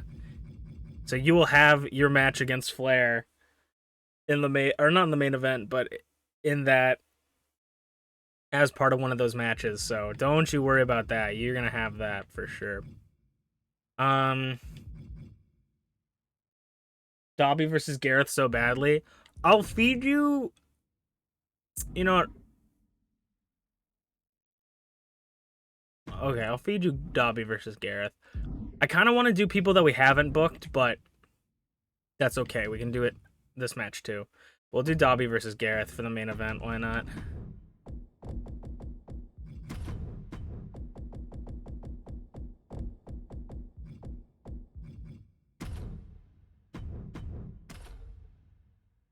Faction versus faction. We could do. I'm gonna keep that match that the game auto-generated for me because it's kind of good. We could give Rize. Who do you want to face Blueness? If I put one of your girls against Blueness or one of your idols against Blueness, who would you want against Blueness? Wait, they've fought before? They probably have, but I don't know. You want Azza? I was actually thinking Azza, but I wanted to give you the option just because. But I was thinking Azza. This is the best part, Rize, is I have an idea. It sucks because, like, we have divisions, right? I have an idea for divisions, but then I have an idea for your championship. And the thing about it, though, is that, like, if I do that, I want to do it sooner rather than later, because if you lose the championship, then I can't do the thing. But I also don't want to do it where, I guess I could do that then. You know what, actually, I could do that then. That would actually... Okay, let me write that down. Because I have an idea for 2 things in story that are separate. So...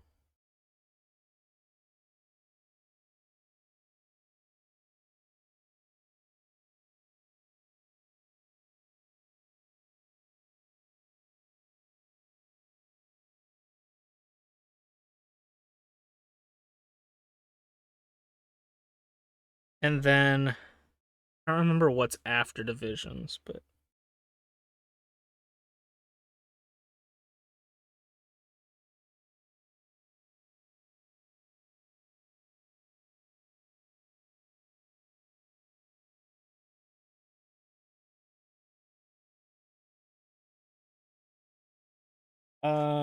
Also, I never marked down. Rize has defended the championship 5 times. And we can always put Ayasu on the next show. Okay, we'll do that, and then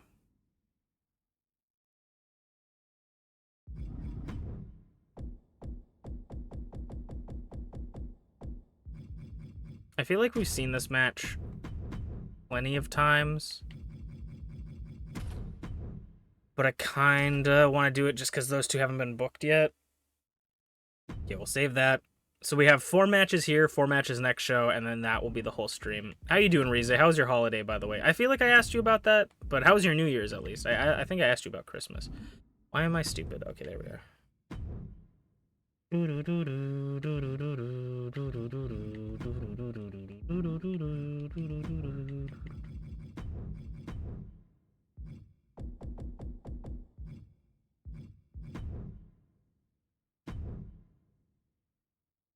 It was okay. That's fair. I ate so much food on New Year's. Like, honestly, I ate so much food. We had this, we had, like, cheese curds, but then we also had these, like, cheese balls that had, like, cream cheese, sort of. It was like cheddar cheese, but, like, a soft cheddar cheese kind of thing with, like, not jalapenos, with, like, peppers in them, and it was so freaking good. They were so good. I've been dreaming about them every single day since I've had them. Like, so good.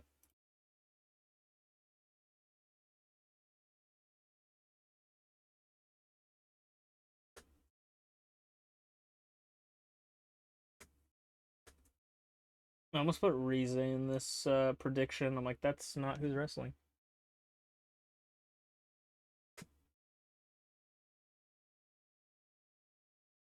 Rize versus BA Tycho. Honestly, we could do that.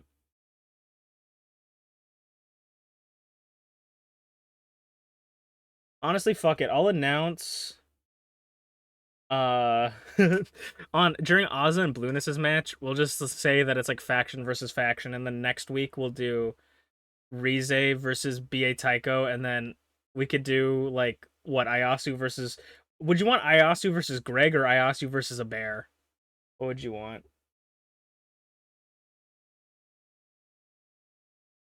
Also, last ad break of your stream, you confessed your feelings towards someone and they didn't give you a yes or no. So that was fun.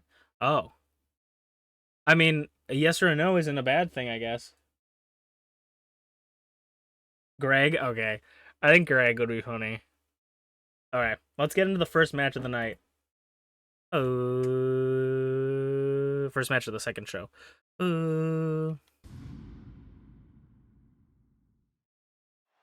Hello, everybody, and welcome back to Masu Pro Wrestling. I'm your host and sole commentator, Masu Pro Wrestlington, and welcome back to No Man's Land, as we like to call it, after a PLE. Everybody's trying to find their space in the #1 contender spot. However, this is super No Man's Land because the next premium live event to happen in 5 weeks from now will be Divisions, or 4 weeks from now, Divisions, which means the Idols and the Icon are going to go one-on-one, or not just a one-on-one, but a division war to determine which division is the best division of the season. Last season, the Icons picked up a pretty hefty win against the Idols, but the Idols won the last match, which was the, I think, 4v4 8-man tag, and we're going to start off tonight with MintyClovers, making you have a great day. MintyClovers.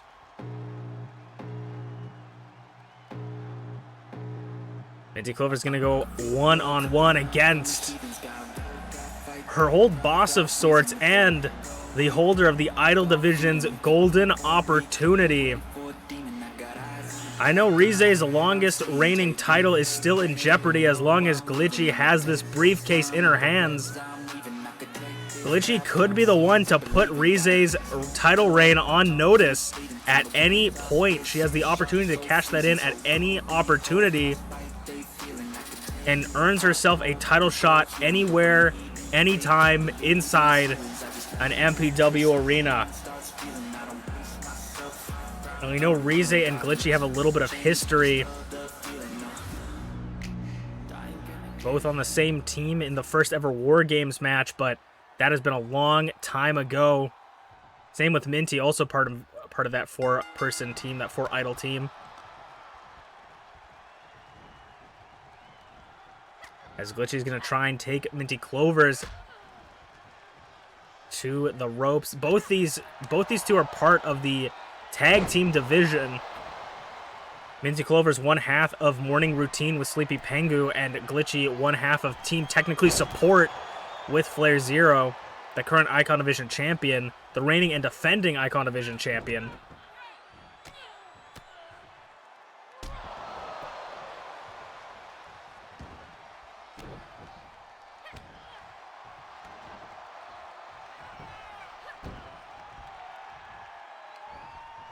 Glitchy's back up, just grabbing, trying to squeeze Minty's head like a grape.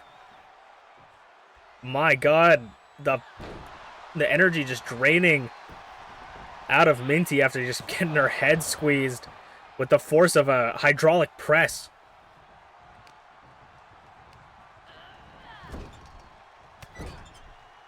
Of course, Glitchy has an easy street to a championship match, but of course she's gonna be wanting to get any opportunity she can at the championship, and also to keep herself ready and fighting form. She's been doing some mind games where sometimes she'll bring out the briefcase, sometimes she won't. MintyClovers maybe trying to taking Glitchy off the top. Glitchy was maybe looking for that clothesline she likes to hit. But MintyClovers stopping her knee to the temple.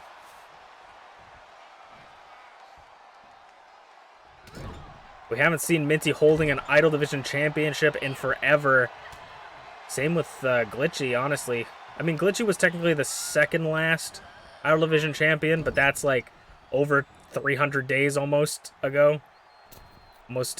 Probably more closer to 200. A little under a year.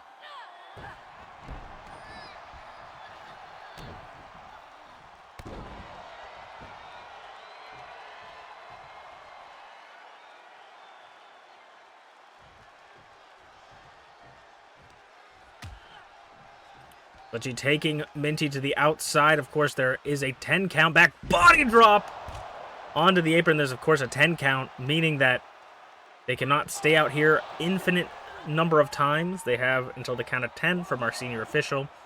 Referee's discretion on how fast they want to count to get back into the ring. Ooh, super kick by Minty. Doesn't take her down, though. The tree trunk legs keeping her steady and firm as MintyClovers is going up top this time. And an elbow drop from across the ring. Minty's going to hook the legs. Or hook a leg. Kick out at 2. MintyClovers, I mean, it's a good number to count on. Just one more and you'll win. Standing shooting star press from MintyClovers and through the middle ropes, giving her no space, just like a Toxic X. Minty walking around the ring, gonna get back inside. A win for Minty over the Golden Opportunity holder would be massive. You know, it increase your stock in not only the Idol Division but the Tag Division as well. Misses the drop kick but gets back on her feet quickly. Back elbow bumps him. Back elbow was blocked. And now Glitchy. A stalling suplex. Let some of the blood rush to Minty's head.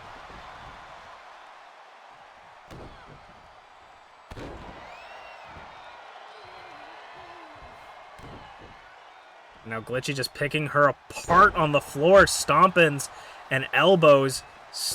Just galore, picking apart every single piece of Minty's body, whether it's her hands, arms, or back. Glitchy misses the uppercut there, but gets a punch in early. Glitchy's out strength Minty. I think one of the only people that can match Glitchy's strength is probably someone like MPW or BA Tycho. 1, 2, kick out of 2. It must be not easy to get someone like Glitchy off of you. All respects to Glitchy. And Glitchy tossing a choke toss. Deadlift her off the ground and just throwing her like a rag doll. Once again, slamming her nose first could bust open her nose, break her nose. Glitchy going to the opposite corner. Big boot! Driving it right off her face.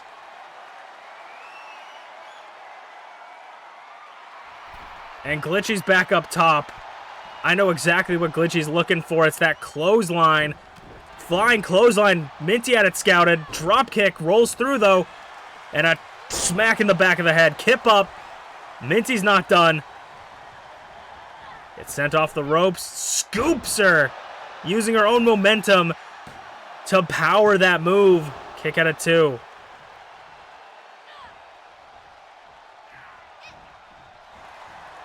Minty, Luthez press, takes the big last down.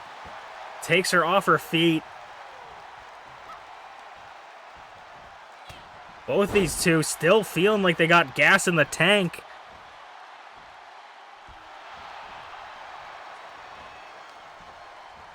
And a drop kick, no, rolls through. And a drop kick of her own to the back. And a goozles MintyClovers. Glitchy frame drop. Frame drop to MintyClovers. 1, 2. No! Kick out of 2. And Glitchy can't quite believe it. Minty reversing. But her arms are a little bit too short to box with Glitchy. Bulldog. Reverses the back body drop into a bulldog. Minty's fighting on borrowed time. Minty's trying to get Glitchy to the ropes. Wants to leverage the ropes. Can she do it? Gets Glitchy on them. Irish whip off the ropes. Bounces off the top. Clover cutter! Clover cutter to Glitchy. 2. Kick out of 2, though. Glitchy holds on.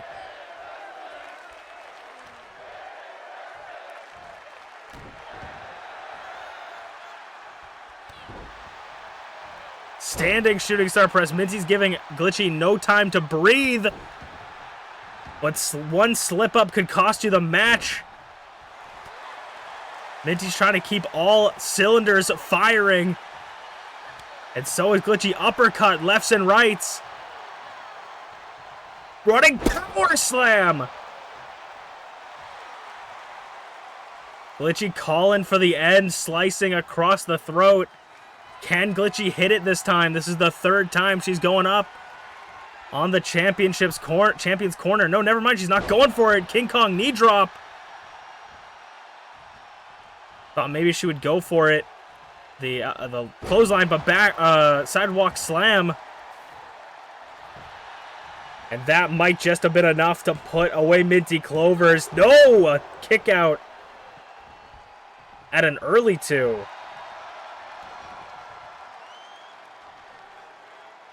Glitchy trying to maintain her frustrations. What a headbutt. And now choking, as I said, trying to maintain her anger. But it's coming out of her now. The old Glitchy might be re-emerging.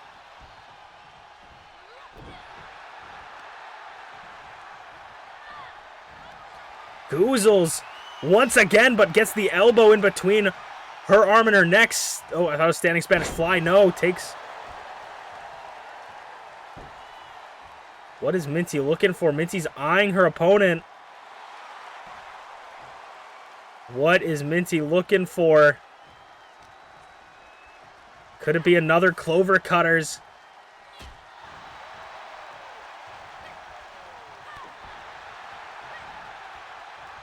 Minty, oh, Minty was looking for somewhere to go off the ropes, maybe. Ooh, elbow combination. Knee strike, though.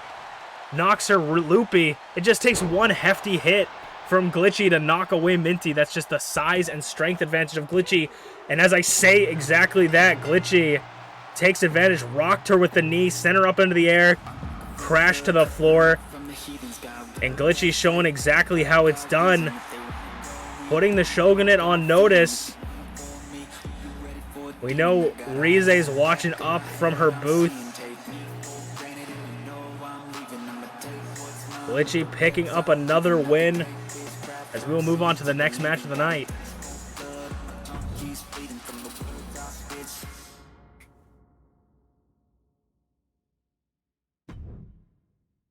Figured, but you thought you were thinking Sleepy. I don't think Rize has actually ever talked to Sleepy. I don't know if I'm breaking immersion there. I don't think Rize's ever actually met Sleepy. So that would be funny if she... Sleepy hasn't been around the streaming scene in a while. Ugh.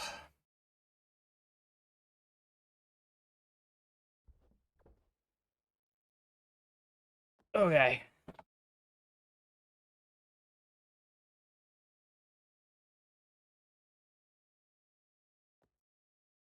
Oh, yeah, you've talked to... I kind of forget how long you've been around, Connor.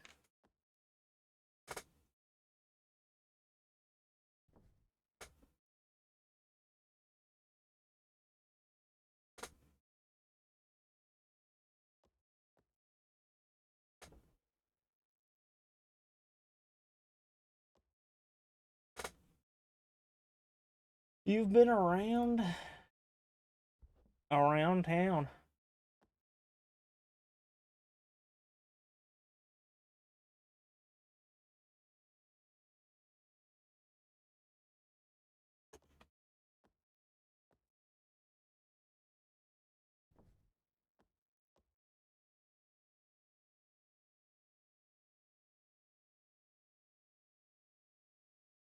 Okay, sorry. Give me a second. All right. Let's get into the second match of the second show.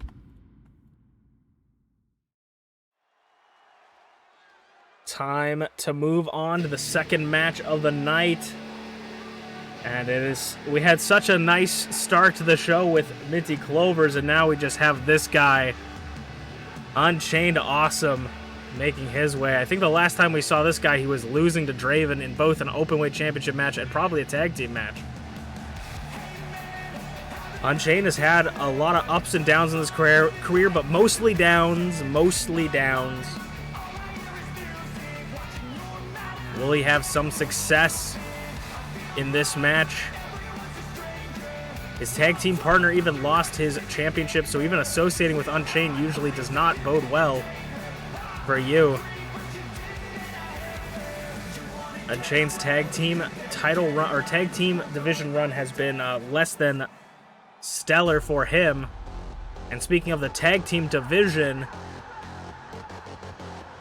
the other half of Morning Routine, TheSleepyPengu, former two-time Icon Division champion TheSleepyPengu, going one-on-one against Unchained. One of my favorite matches I think I've ever seen with TheSleepyPengu was the MMA match between him and Unchained, where he knocked Unchained unconscious inside the cage.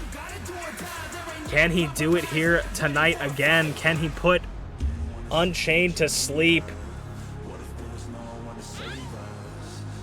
TheSleepyPengu and Minty had a valiant effort in the tag team #1 contenders tournament, but unfortunately did not make it far enough to earn themselves a title shot. Maybe Minty and Sleepy can work together some more and earn themselves another opportunity, or earn themselves an opportunity at the title against the champions that retained last, or on Saturday. I guess it would be last Saturday. Unchained versus Sleepy. One-on-one. Tale as old as time. But I feel like we forget that chain that Sleepy fought in the squared circle in the cage is a completely different chain than he's fighting now. This guy is kind of a douchebag.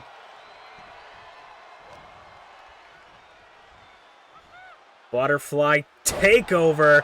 Goes for the Northern Lights. It's over. Kick out a 1.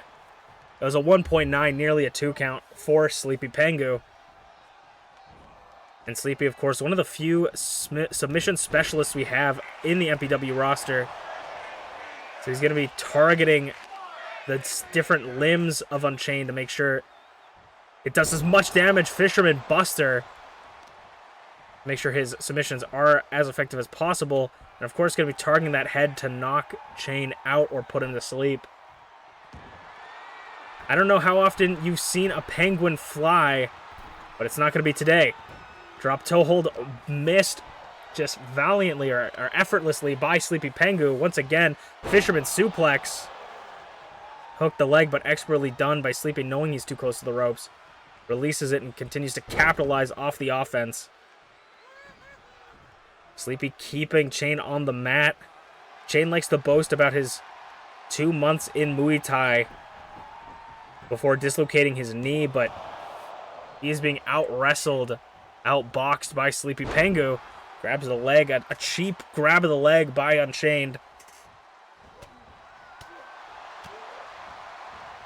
Ooh, ducks the punch, but then gets caught once again from behind. This guy can never hit you straight on. He always has to target you from behind. And now Sleepy rolls up Chain. Get out one again, making Chain stay on his toes. Northern Lights suplex.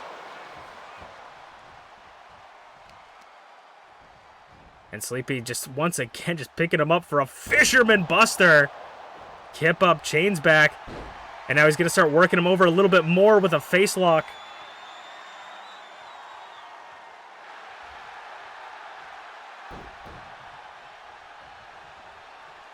And a shotgun dropkick by Chain. Knocks the bird off his feet. So he can try to get back up. Chain fails to capitalize properly, and now he's going to get paid for it. Dragon screw leg whip. Neither of these two really have had a championship opportunity in a while. That is Icon or Tag Team Champion. Chain keeping him in the corner. Come on, ref, break that up. That's got to be illegal. To keep Chain like that, or keep Sleepy like that in the corner. That's got to be against the rules. You can't just put your feet on his windpipe. What are we doing here?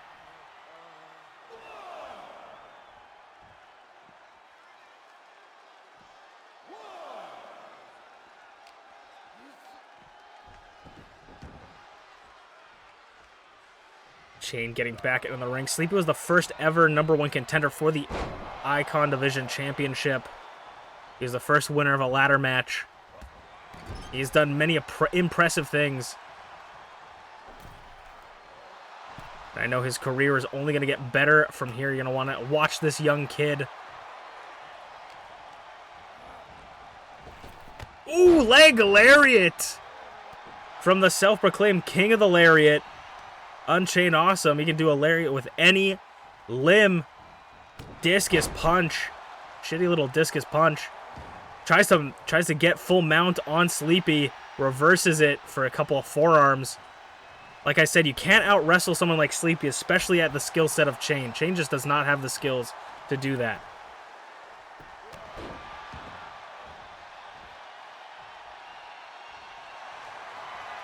Chain once again getting the submission locked in, wearing him down.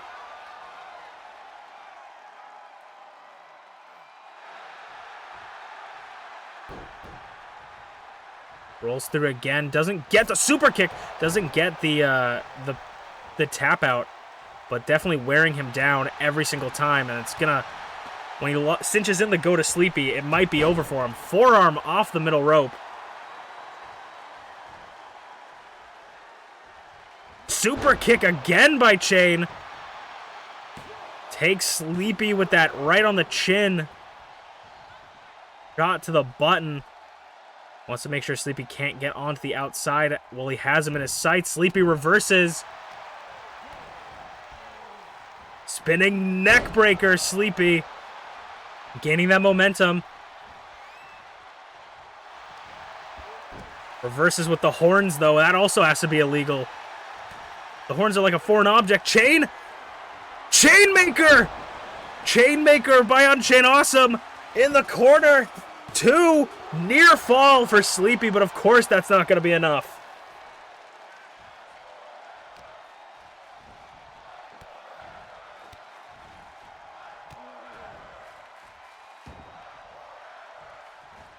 Now Chain's trying to slow down the pace of the match.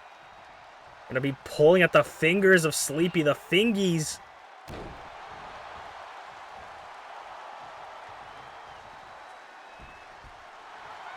Back up, clothesline. Now Chain's turn to pick up speed like a house of pancakes.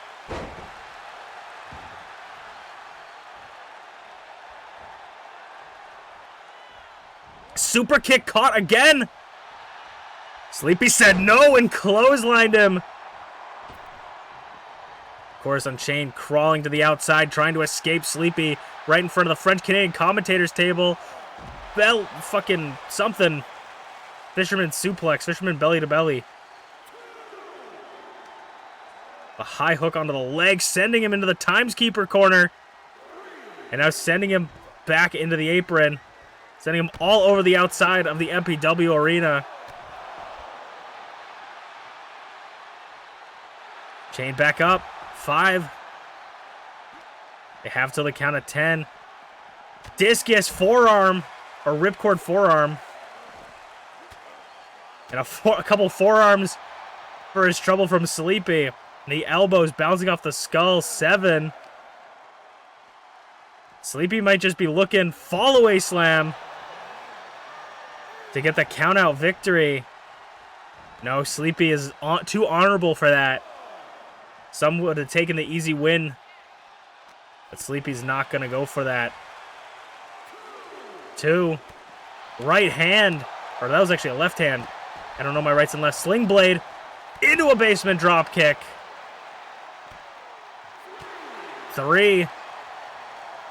Sending him into the French-Canadian commentators table. Drop kick to the back of the head. Sending him face first into that metal barricade. Sleepy says he wants to finish this in the ring. He's not going to waste his time on the outside. Chain, like the follower he is, he's going to try and follow suit. Sleepy getting a little bit impatient, maybe. Russian leg sweep could cost him. Floats over into a flurry of punches. Punches and bunches.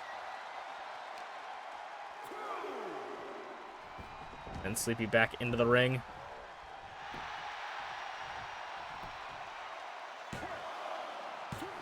Kick at it, 2.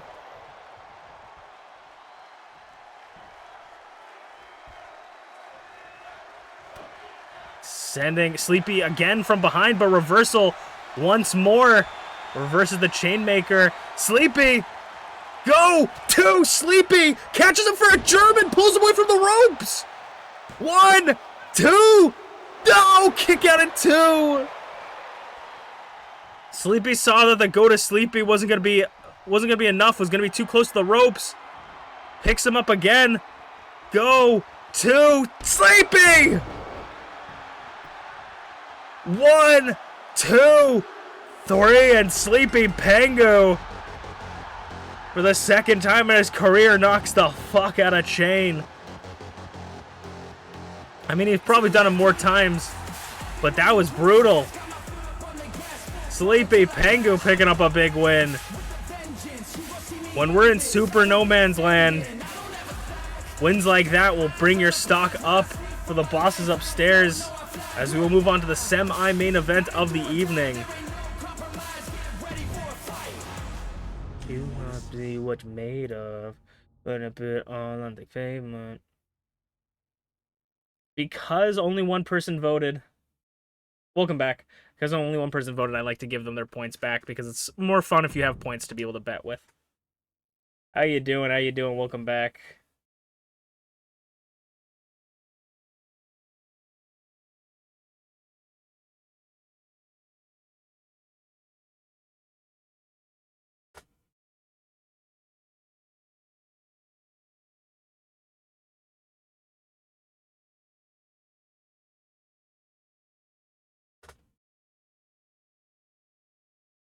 Stand up and stretch sounds good. You missed 2 of the best fights of the night? You think so? You think those were some of the best fights? I like the Sleepy and the Chain one. I mean, they were definitely good, but I'm just like, I'm glad you enjoyed them. Whew, I do need to stand up. My butt hurts. Oh, you missed Rize and T. That was a good match, yeah, for sure. Ugh, my butt is killing me, man. I need to eat more donuts, do more squats or something. By chained, do you mean Unchained? Yes, Unchained. People call me Chain, Unchained, or Masu. You can pick any of those names. All right, let's get into the semi-main event of the night, or of the second show.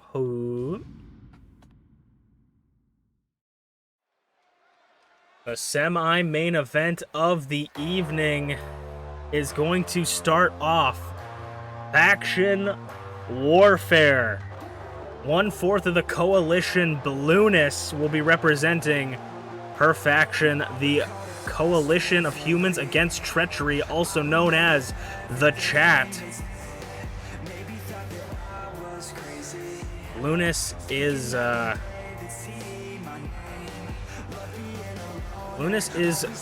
B.A. Tycho's good little soldier, and is being put right on the front lines. 1/4 of the coalition is going to be going up against the Shogunate in faction warfare throughout this month. We're going to have one-on-one matches between each faction member, minus one of them, obviously, because the Shogunate only has 3 members. So Balloonus will be starting it out for her, or for their team.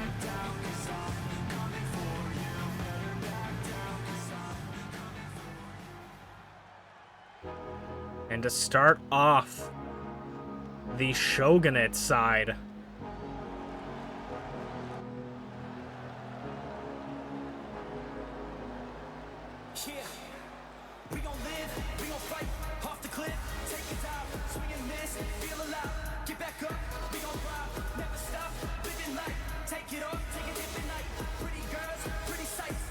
we're gonna run with it. We're gonna run with it, but this is not Ozanaza's theme song.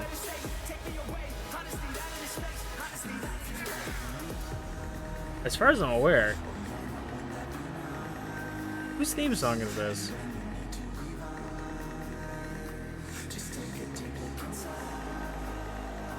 Oh, this is...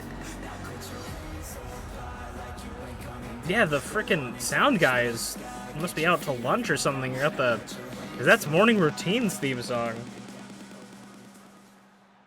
That's Morning Routine's theme song. I guess they saw Minty and Sleepy in the previous 2 matches and just assumed. That was very strange. Basement dropkick. Okay, let's move on from that. That was completely weird. Obviously, you have some sort of technical difficulties on live TV, folks. But it does not change the fact that that is Ozanaza versus Balloonus. Ozanaza climbing to the top rope. High flying action. And a big splash. I mean, Ozanaza was unable to make their... Or Balloonus was unable to make their way into the Elimination Chamber for the Idol Division. I know that that was something that B.A. Tycho was very frustrated with. Wanted to get as many Coalition members in the Elimination Chamber as possible. And unfortunately for him, his good little soldier, Balloonus, did not make it all the way. So I know Balloonus has a little bit of a chip on their shoulder right now. Off the ropes. Doesn't get the kick. A miscalculation. Balloonus needs to stop focusing on showing off and focus on the match at hand if they want to win this match. Booty pop and moonsault. And Ozanaza, as I said, chip on their shoulder. Ozanaza also has a chip on their shoulder. They seem like, you know, I've had that conversation with Ozanaza in the back before many times. Cross body through the ropes. That Ozanaza always feels like they have to prove themselves to the Shogunate. You know, they have Rize, the longest reigning Idol Division champion of all time. Ayasu, already a former openweight champion. Ozanaza doesn't really have that championship pedigree like their 2 stablemates have, so they always feel like they have that little extra thing to prove. Make sure that, you know, people don't look down at her as the weak link of the Shogunate, or look down at them as the weak link of the Shogunate. But someone athletic as Ozanaza needs to understand their own self-worth. And they definitely put in a ton of effort every single match. Can't take that away from them. They certainly have heart. Forearms in the corner for Balloonus. Maybe going to be looking for a moonsault out of the corner. Going for the moonsault. Ozanaza scouts it, but gets caught on the second wave. 2 count. Ozanaza nearly caught off guard.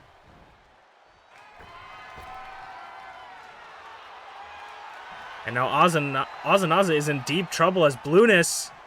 Blue Moon off the ropes. Off the top rope, a Blue Moon to take the first win for the Coalition. 2.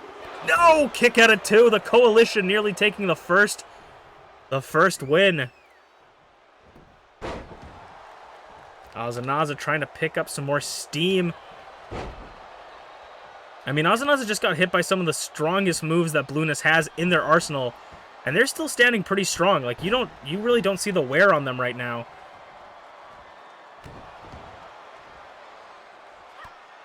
And I think that's the kind of tenacity you need in this business to be able to be like, yeah, I just got hit by a car, so what?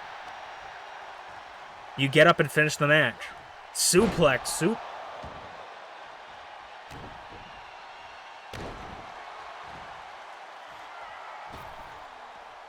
Blueness is looking for something, thinks against it. And that's the kind of hesitation, the decision-making that could cost you a match. You never want to hesitate. If you're going to make a meaningful maneuver, or meaningful movement, you got to make sure to go all in on that. Blueness once again rolling to the outside. Could this be bait? No, it's not. Once again, getting that cross body. I was thinking maybe Blueness was going to bait Ozanaza to the outside. Get out of the way quick enough, but it looked like Blueness genuinely just needed some space and a breather, and Ozanaza is not giving it to them. The Battle of the Blues. Do you like Baby Blue or Royal Blue?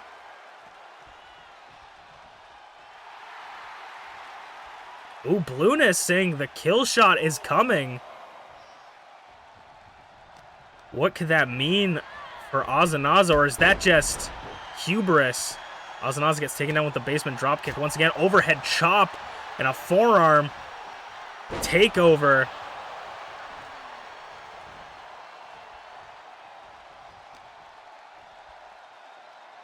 Ozanaza reversing the Hurricane Rana. Holding on to it. Powerbomb.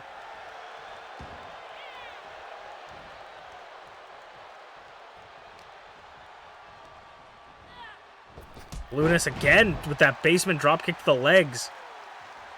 Blueness, I said this earlier, you know, the hesitation is already being shown on Blueness. They have to be able to make those split decisions quickly. Dragon Screw leg whip. Blueness rolling to the corner. I mean, if I was to ask you, oh, what is Ozanaza looking for here? What is Ozanaza looking for here? What is this? All the way to the top. Avalanche Spanish fly from the top, risking their own body to take out their opponent.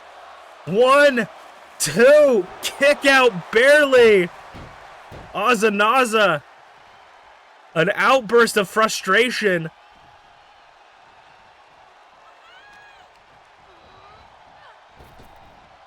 Ducks under. Bumps him. Blueness trying to get some of that momentum back. I was going to say, you see somewhere on Blueness, but you don't see any on Ozanaza. And Blueness is trying to pick that momentum back up. Rope break. Ozanaza expertly done. That ring awareness is stuff that like wins you matches. You could be on paper not as good against someone, but if you have that ring awareness, that can put you over the top. Blueness do the drop kick in the corner. Shot to the heart.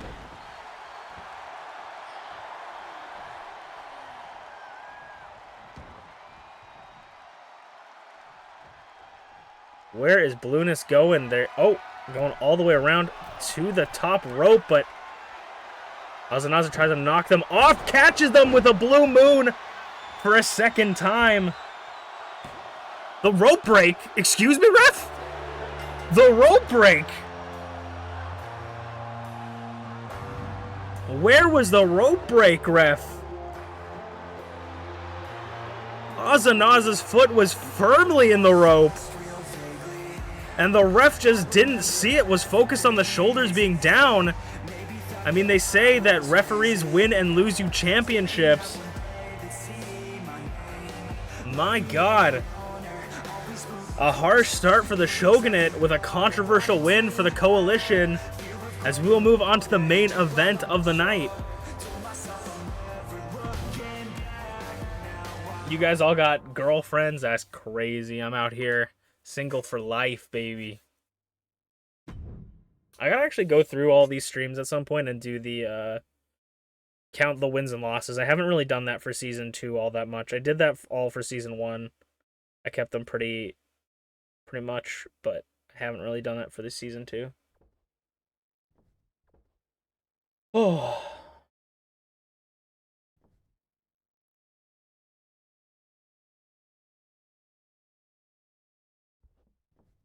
Okay, let me get this, and then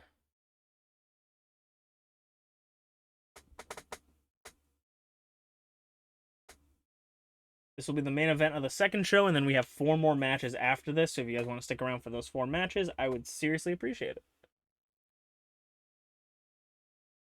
Alright, let's get into it.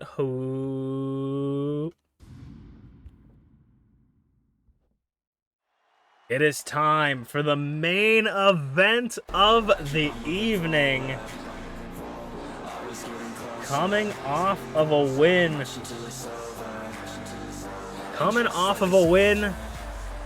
at MPW Presents One More Time, it was Dobby. Dobby showed a little bit of a more aggressive side than we've seen before. Dobby flipped off the French-Canadian commentators table and then proceeded to bash Potato's back into the canvas. His back and skull into the canvas. I mean, it was a pretty impressive win for Dobby, seeing that Potato was in control for like 95% of that match towards the end. Dobby just crushed him. Some would call that burst damage.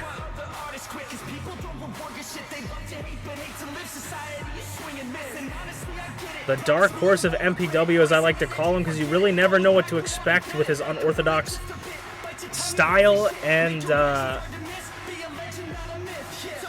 style, I guess I can't, wrestling skill set.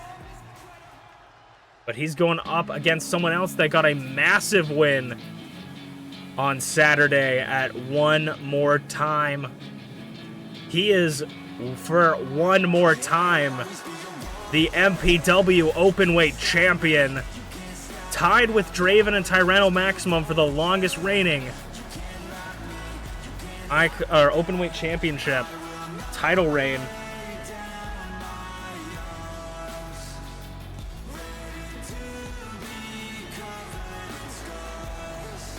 Can Garreth hold this title for as long as his first title reign, and can he beat the record? One of the few 2-time open weight champions. I think only one other person is a 2-time open weight champion. I'm almost certain, actually. Yeah, Garreth is one of 2 people that have held this championship twice. And that was Angel, the person who held it for the first time ever. So I think, technically, if you count this run, his current title run and his previous title run, Garreth Unported, combining both of his title runs, has held the championship for the longest out of anybody in MPW. The openweight champion.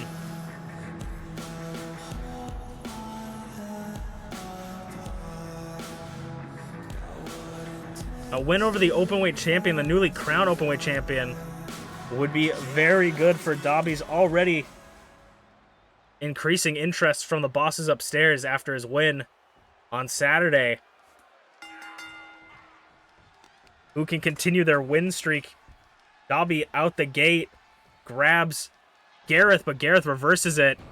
I mean, this isn't an openweight championship match, so there isn't falls count. There isn't no disqualification, so it might be a little bit out of Garreth's spinebuster. Jesus, might be out of Garreth's wheelhouse at this point. He might be so used and so focused on the openweight championship that he might not even know how to wrestle in a normal match anymore. So there might be some some advantage to Dobby. Of course, the championship is not on the line. But people don't call the Spinebuster again, Jesus. People don't call the Openweight Championship the Blue Chipper Championship for nothing, as Garreth is going to have to defend it in the next coming weeks. Because the Openweight Championship is defended 2 times as many times as the Icon or the Idol Division Championship, and technically 4 times as many times as the Tag Team Championship. Dobby up top. Maybe looking for a double axe handle? No, shoulder tackle off the top. Like I said, you never really know what to expect from someone like Dobby. Always pushing the envelope, testing themselves, seeing what they can do. Snapmare to the back. But Garreth has been a man on a mission, a man possessed. Rolls through the punch. Ooh, gets him a little bit first off the ropes. Gonna grab Dobby for a head scissor. And hooks the leg on Dobby. I mean, I would say from opening bell, it's been Dobby's match, but Garreth is picking up some speed. As Dobby's gonna try and snag the win. Super early, 1 count. Dobby was looking to push him, but a little bit too short for there. A miscalculation, if you will. Or was expecting maybe Garreth to come running at him. Trying to predict where your opponent's going to be is a very hard part of wrestling. The sport we love. High caliber! High caliber! To Garreth Unported. 1, 2. Kick out at 2. And Garreth is about to crown Dobby Brown Crown to put Dobby away. Ooh, near fall 2.9. Garreth nearly cleaned up this main event. He's going to have to try something else to put Dobby all the way out. And a base drop kick to the side of the head, right on the ear and the temple. Dobby's not going to take that lying down, though. Back up to his feet. Gut wrench. Power slam.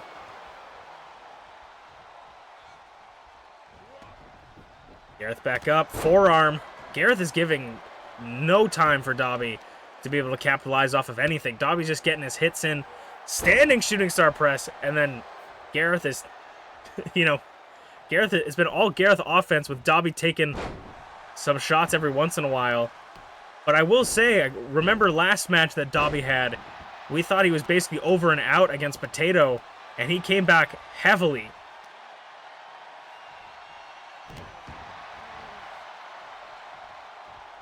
Dobby clothesline, nearly takes his head off his shoulder, ducks it. Back body drop. He's saying, come on, come on. Third spine buster. Kick out at 2 by Garreth, but a near fall. Dobby thought he had it.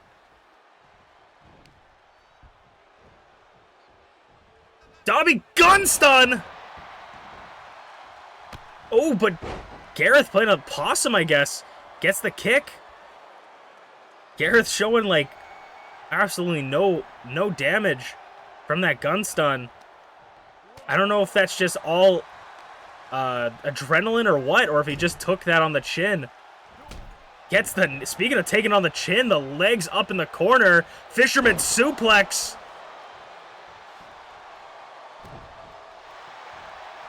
Oh, Garreth, though, gets caught with a boot to the gut. Final ignition by Dobby, hooking the leg, trying to keep him down. 2. No, a near fall again. Dobby wants this match to end. The desperation on Dobby is showing.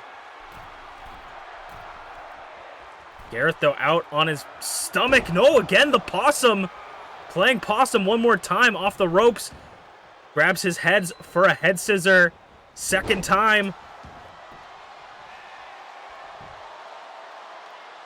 Referee looks maybe injured, making sure the shoulder is down. That was the slowest count, but referee's discretion, as we say. Standing shooting star press.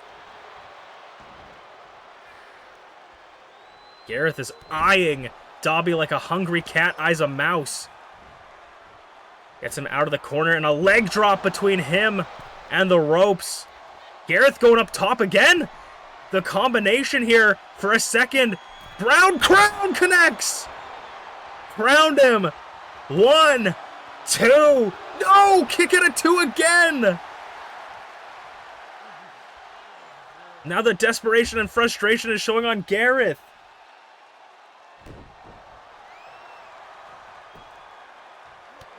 Gets the knees up. Kicks him down. Dobby picks him off his knees into a powerbomb, but Garreth has it reversed. Garreth stepped back up, close our forearm. Could it be a third time's the charm? Oh no, going for something else. Fucking Phoenix Splash by Garreth.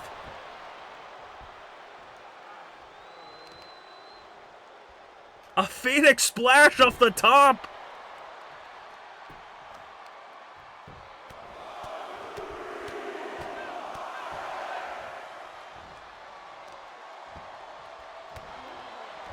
Garreth pulling out everything, as well as the kitchen sink to throw at Dobby.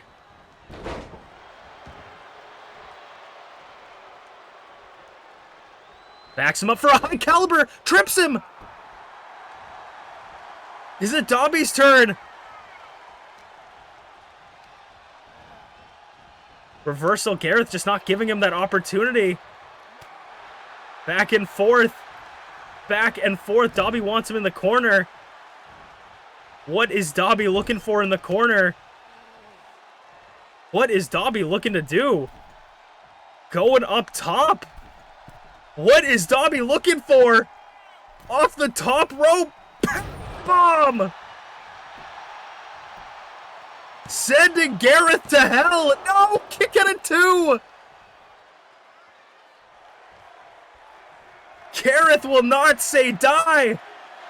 Dobby, for the last time maybe. Final ignition. Rolls him over. Wants to make sure to hook the leg properly. 1, 2, but that didn't give...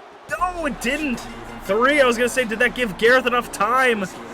He wanted to make sure Garreth wasn't going to kick out of that. Rolled over to hook the leg.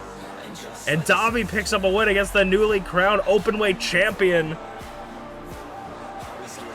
Dobby sent Garreth to hell. Jesus Christ. You go to hell and then you die, says Dobby. That was Masu Pro Wrestling. I'm Masu Pro Wrestling 10, and we'll see you guys next week for even more Masu Pro Wrestling. Holy fuck.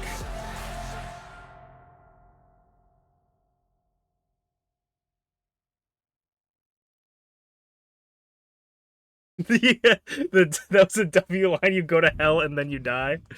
I can't remember who's... I think that's from Mario.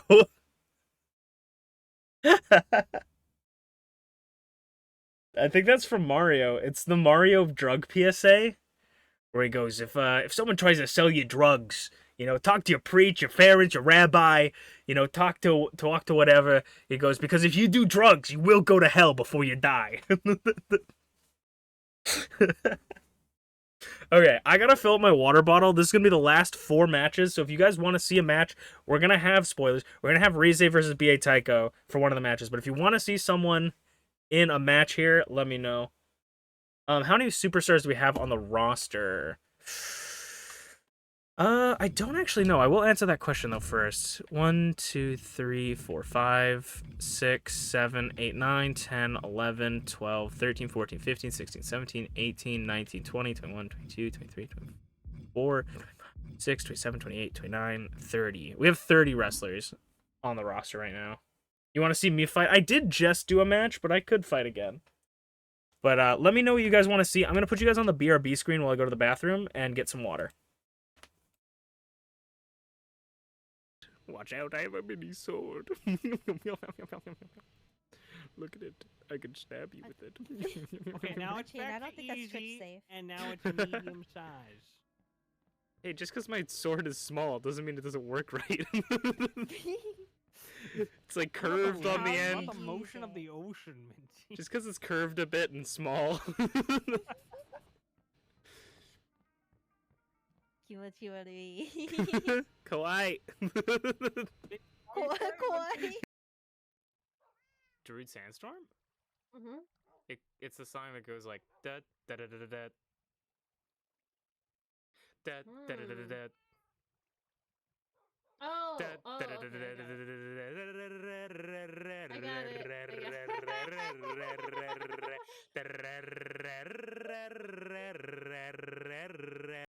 Give me Venti.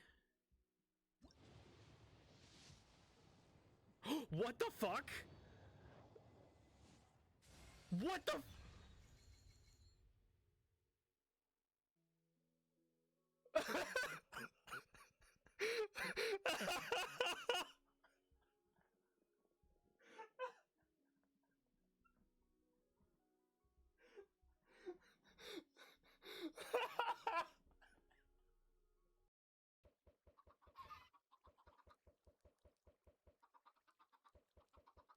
Did I just have triplets? Can someone clip that if I had triplets? I don't even know if that's possible, but it looked like 3 chickens came out of 1 egg. Are you a salmon? You guys want a salmon in our koi pond? Wouldn't salmon eat koi like Would it? real life? I think salmon will eat anything depending on if it'll fit in their mouth. Anything that moves that fits into their mouth. Oh, Salmon just are kind kidding. of assholes.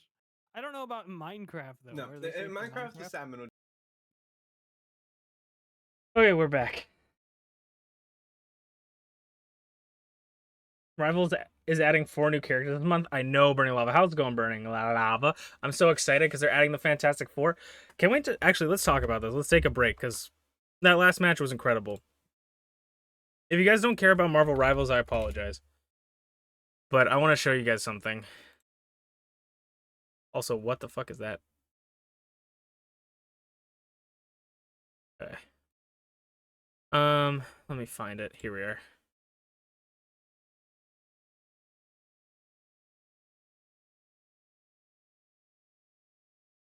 First of all, oh, that's not really a good image for it.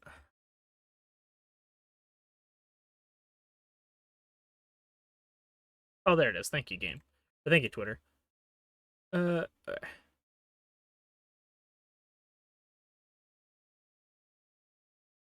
Also, I might save the Draven versus Unchained match for divisions, because the thing with the intergender matches, I usually don't do, well, it's it is intergender, but interdivisional matches. So, like, the quote-unquote male character, the male model, is part of the icon division. So whether they're a male or not, if they have the male model in the game, because, you know, the gender's in the game. This was before I found out that there's a mod that I could use. Those are called icons, and the other ones are called idols. And so I like to keep them separate for the most part until I like certain matches, like open weight championship matches and stuff. But I might save the Draven versus Unchained for divisions, because we're gonna have a PLE that is all interdivision matches. But also, like, check this out. Like, these are the 4 characters being added. If that's who you're talking about, Burning Lava, you could be talking about someone else. Garreth had a 1% chance, or 1% voting. If you won that 1%, you would have gotten so many points. But I'm so excited for this. I'm so excited for the Fantastic Four, because I'm a big, like, fan of The Thing. So, like, look at this dude. I cannot wait. I want to main The Thing so bad. I love The Thing. And then also, let's just talk about how freaking gorgeous this woman looks. Holy crap. They really just make the greatest looking characters in this game. Like, Jesus Christ. Cloak and Dagger who?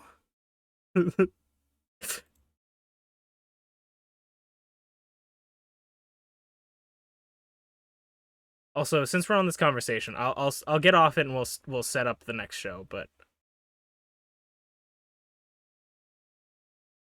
since we're talking about rivals and I love rivals,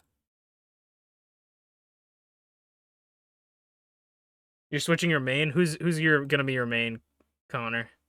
Because I want to play. If I play tank, I want to play the thing. Like I really want to learn the thing. But also, I love Penny Parker. And look at this. This is a skin that they're gonna be adding for Penny.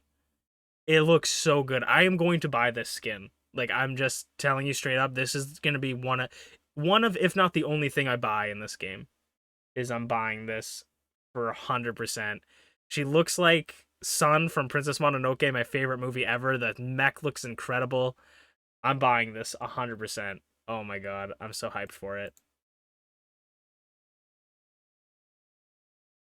You gonna do, Human Torch? That would be sick. Cosmetics, I have to imagine they're adding cosmetics for the new movie. I think so. If their designs kind of look like the new movie anyways, but okay. Let me organize. Let me set up the next matches. Okay. We're gonna do the main event. Will be Rize versus BA Tycho.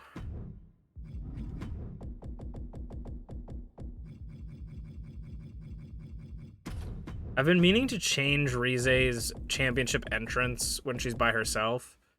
But we'll see. Also, we should check Ozanaza's thing, because for some reason they played, like, the wrong music.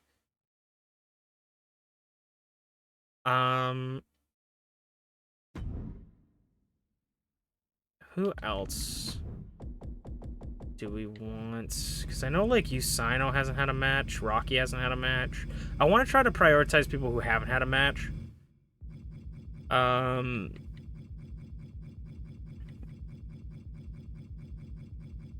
Probably Sino.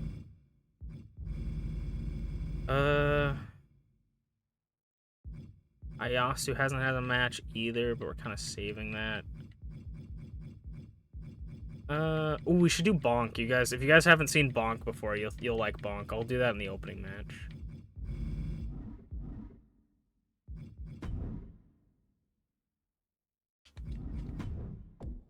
We'll do Bonk versus a bear. Chat, am I cooking? I actually don't know if we've ever had this match.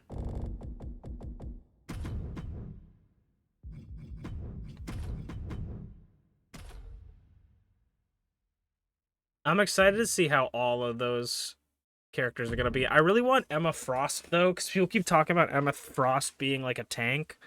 I feel like it'd be a lot of fun. I would like another healer, like a strategist, so I imagine... Her name's Sue Storm, right? Mrs. Fantastic is Sue Storm, right? I think she's gonna be a strategist. I'm not quite sure. She could be very interesting because she makes force fields and can go invisible. So I don't know how, like, that's gonna work. So right now, Rocket is like my main. Like, I love Rocket. I don't know why. I just understand Rocket way more than any other character. I kind of don't want to do Usaino versus Rocky because I feel like we do that a lot, but I actually don't know what other idols we haven't used.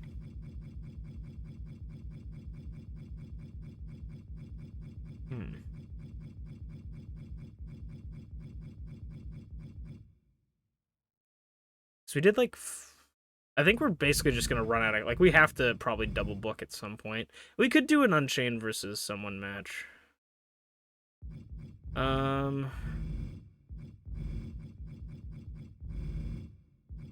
Kind of want Emrys Morgana to fight someone by herself.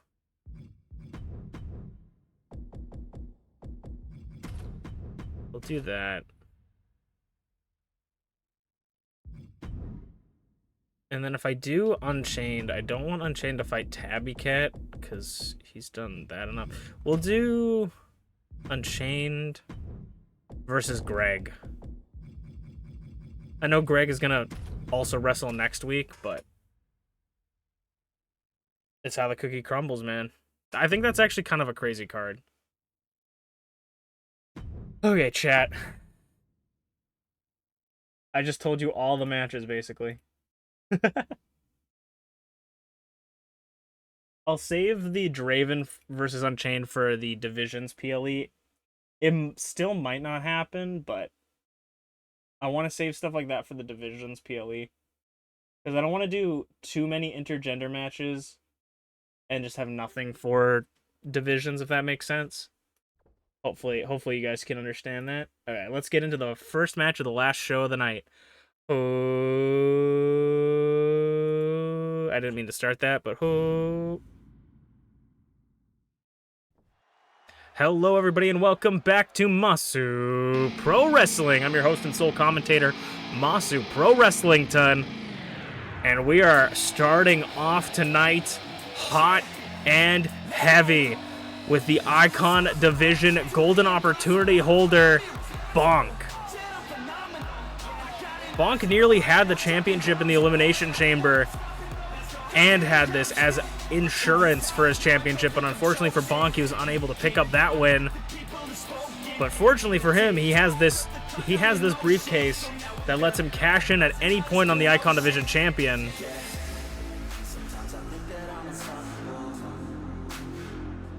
Bonk has to be the most dangerous icon to have with this in his paws, in his hooves. The Super Naiyan.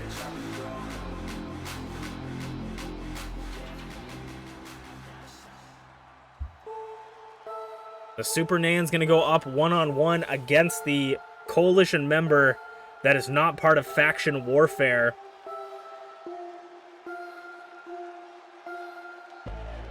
It is going to be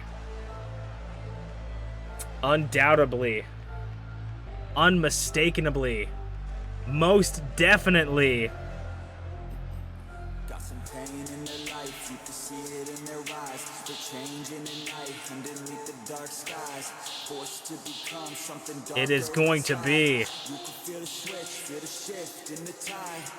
a bear. Something that's more inspiring. Their brains rewiring, no thoughts they start aspiring. 1/4 of the coalition and arguably one of the most mysterious members. A bear looking to go one-on-one against Bonk. Two behemoths to start us out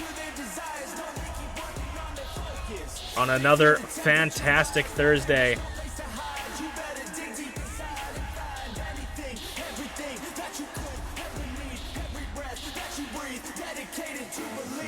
The mysterious and terrifying bear.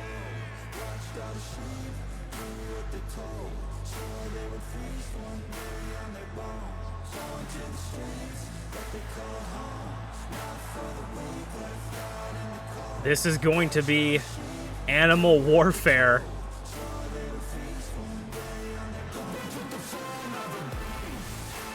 Two beasts, two behemoths, starting us off on tonight's edition of MPW. Have you guys ever seen a bear fight a horse before? Well, now you are tonight.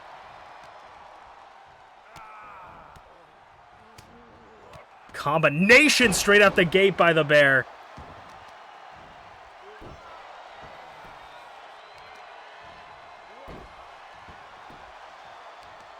A bear targeting the arm, the right arm of Bonk.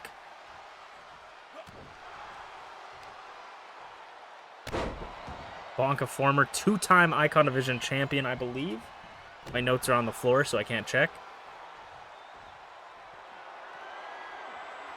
Also was the champion leaving Season 1. The bear thinks against going off the top rope. I don't know if you've ever seen a bear fly, but you were almost going to tonight. Swinging it around. I don't think I've quite ever seen anyone manhandle Bonk much like the bear.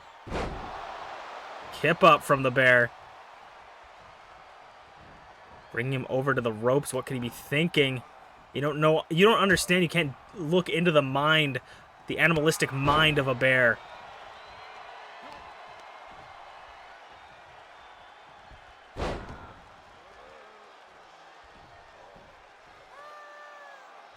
Now Bonk working over the Bear's left arm, maybe trying to dislocate his shoulder or elbow. Just pulling back on it. Kick out at 2. Bonk's already got an early 2 count. Both targeting the arm. I mean, that's going to make it very difficult to lift your opponent or even throw punches. Because you need to use your elbow and your shoulder when you throw in a punch. And if your elbow and your shoulder hurts, that's just going to keep inflicting pain to yourself. Now Bonk going to the middle rope. Dropping the knee. Just barely connecting.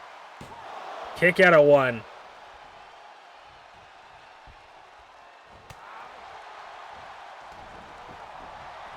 And bouncing, talking about knees, bouncing Bonk off his knee like a disgruntled father.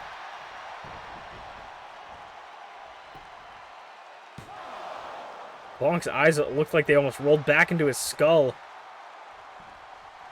during that pin. Bonk is fully powered up in his Super Saiyan form, butterfly takeover. And once he gets to this height, there's not much you can do about it. Running knee strike. A leaping knee from a bear. Suplex.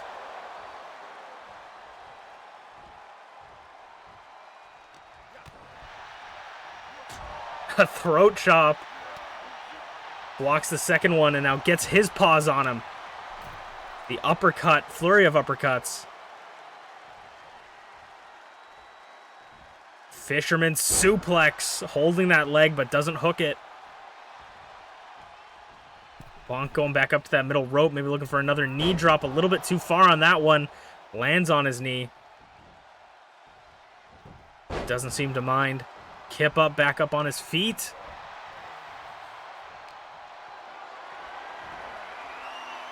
Picking up the bear on his shoulders as he slips through the slick fur of a polar bear. And just shoulder tackling him off the apron, going up top. Are we gonna see a bear fly? We are! Oh my god! He's so tall, it was like a step for him of diving. Single leg drop kick. Like Jackie Chan midair. Ooh, running at each other, a big boot. The paw driving itself into the face. The long face of Bonk.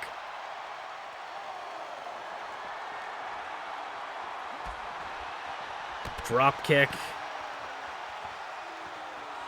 5 count. They're halfway to 10. Quick maths. Ooh, right to the temple and the cheek.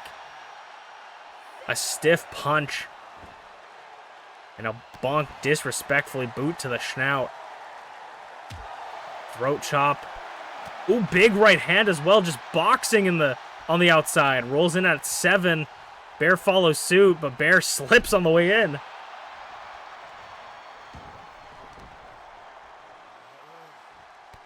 And a big stomp to the chest of the bear. I think this is the most even... Beam clash! This is the most evenly matched these two have ever been in a match.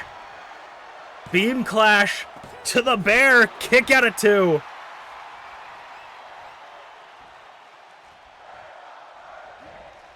Bonk back up, maybe looking for some palm strikes. Gets blocked. Ducks under. Jumps over. Bumps him. Bonk sends the bear into the corner, back elbow. Bouncing him off like a trampoline and now just rubbing his boot in the face off the ropes from the other side.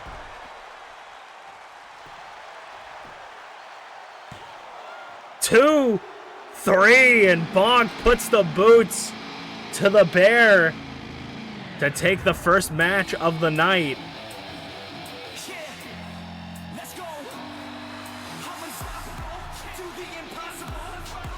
The golden opportunity holders continue to stand tall and say to everyone in the back, keep an eye on us. We're coming for your title, as we'll move on to the next match of the night. goddamn bear. I kind of wanted the bear to win, but I want to see, can I change something?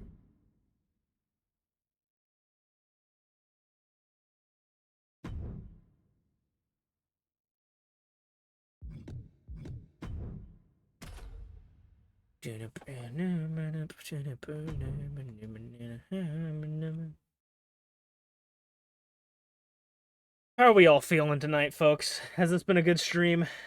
Have you guys been enjoying it? Hopefully you have. Alright, since only one person voted, I like to give the points back. It's more fun that way.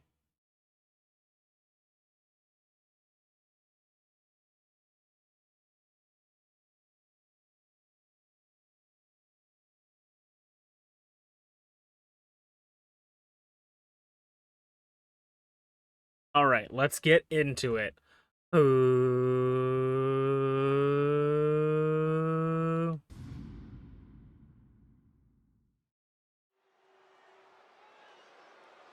It is time for the second match of the night.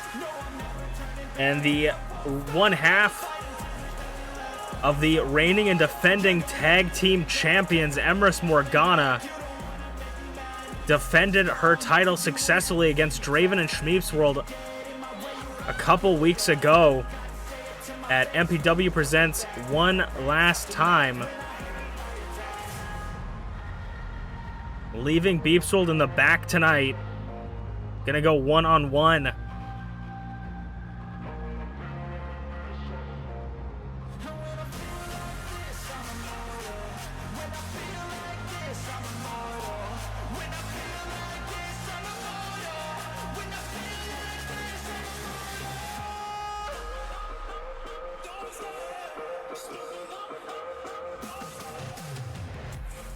Emrys Morgana rolled up Draven on Saturday, on 2 Saturdays ago, to retain the championship.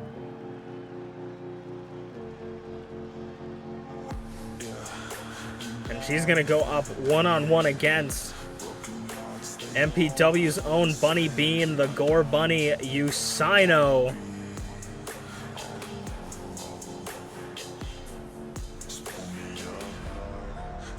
Usaino hasn't aligned themselves with any sort of tag team partner, but a win over the tag team champion could be massive. Could be absolutely massive for Usaino. Usaino still has not been able to capture a Openweight championship or an Idol Division championship. Their struggle to gain any sort of title is similar to a lot of other, or a handful of other members of the MPW roster, but we know that Usaino just was so close so many times, unable to pick up those championships.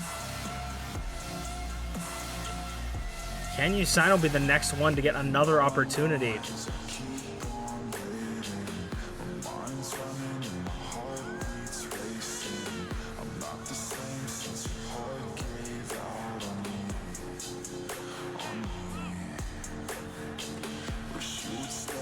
The creepy side of Usaino has been fully awoken. This completely different Usaino that we've ever known before has taken a hold of them.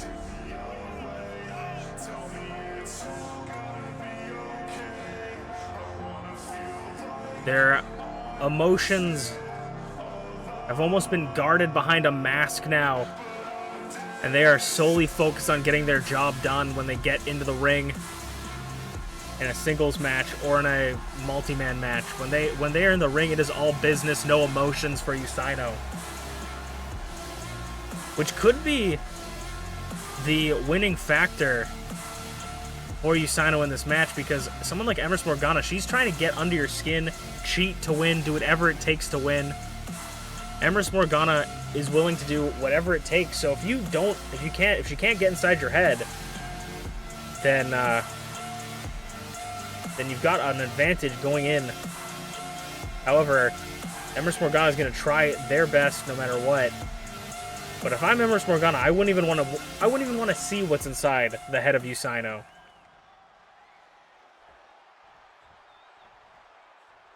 You don't know what kind of dark, twisted things as the bell rings. Bars. Emrys steps out of the way, getting Usaino into the corner. Usaino Sling Blade.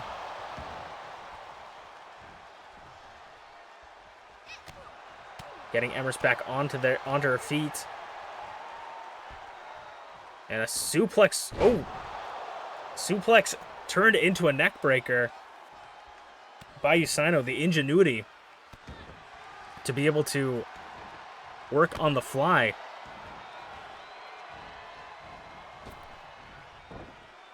Knee strike, nope. Rolls through, nobody is home. I mean, Emrys Morgana is definitely a conniving, you know, cheater who's willing to do whatever it takes to win.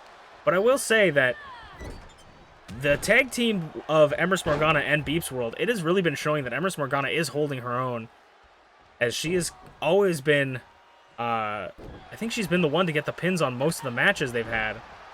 I could be thinking incorrectly, but it always seems like Emrys is looking for every opportunity to get the pin as much as possible, while MPW focuses solely on just destruction. And it's a good tag team, a good team plan. Emrys Morgana targeting the leg of Usaino, going to affect her going to affect their bunny stomps and their Pele kicks. Usaino makes it back onto both feet slightly before Emrys, sending Emrys into the corner. We all know that Emrys is completely content, or not content, but very proud of being tag team champion, but isn't content not having, though, that Idol Division Championship either around her or MPW's waist. Because if MPW has the Idol Division Championship, that's Emrys basically has it. Like, what's better than being the champion? Being in control of the champion and not having to do any of the work. And that's exactly what Emrys would be looking to do.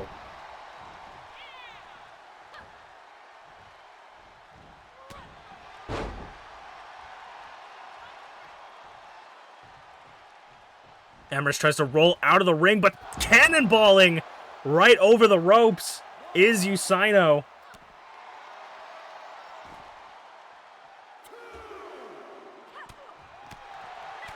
Rights and lefts. We're all about women's rights and lefts. And Emrys is getting a mouthful of them.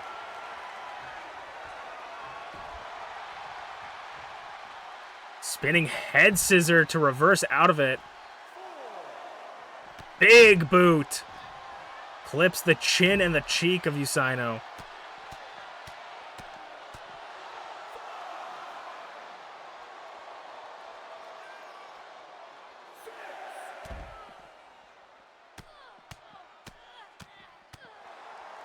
Emrys is just showing off to the crowd the hubris, the cockiness, the ego of Emrys is almost unmatched, but it could be her downfall as it gets to the 8 count. Emrys has got to make it back into the ring, and Emrys is looking tired, looking gassed. 9.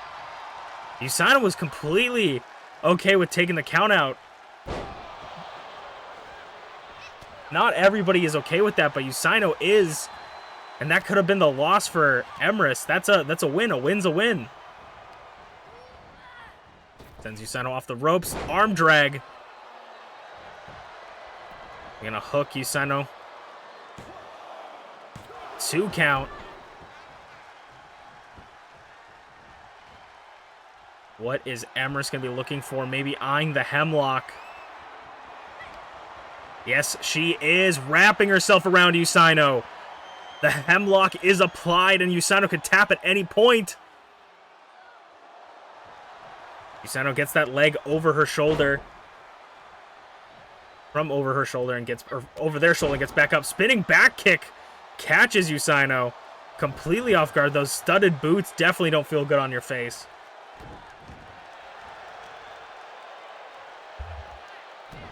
And now working over the arm, saying stay down. Ooh, rope break! A near fall, but Usaino grabbing the bottom ropes. Break it up. Rope break.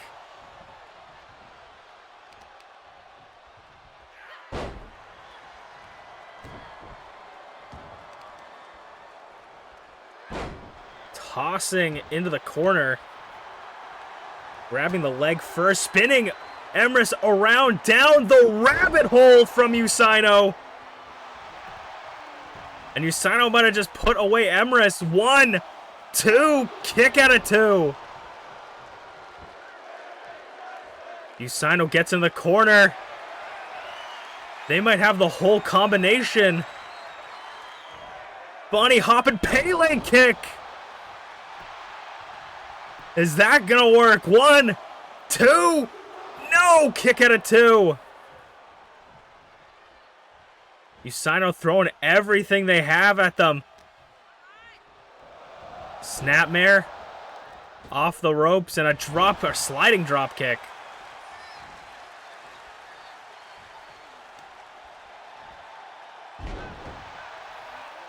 And I think Usaino has one thing on their mind, a body stomp to Emrys, to the tag team champion. 1, 2, no, kick it a 2.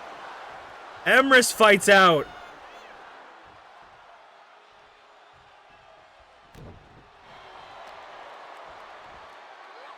Crucifix driver. And Emrys jive execution DDT. We don't see Emrys go up top very often. Big air splash. 2, no, near fall. Emrys throwing a temper tantrum in the ring.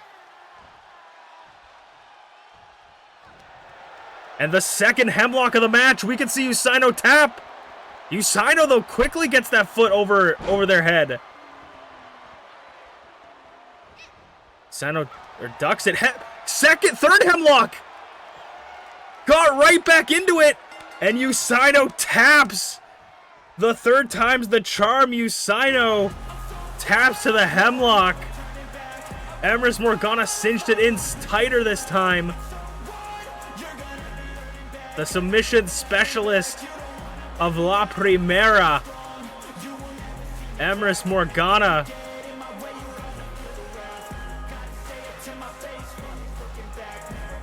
That is why she is a tag team champion and a former openweight champion.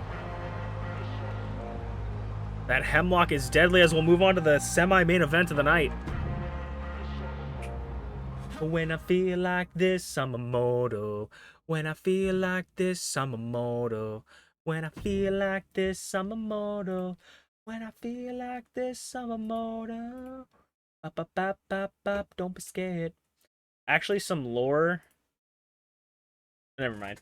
I was gonna say some lore is that Emrys has Usaino's old theme song, but she doesn't. Lunas has it. I got those two mixed up.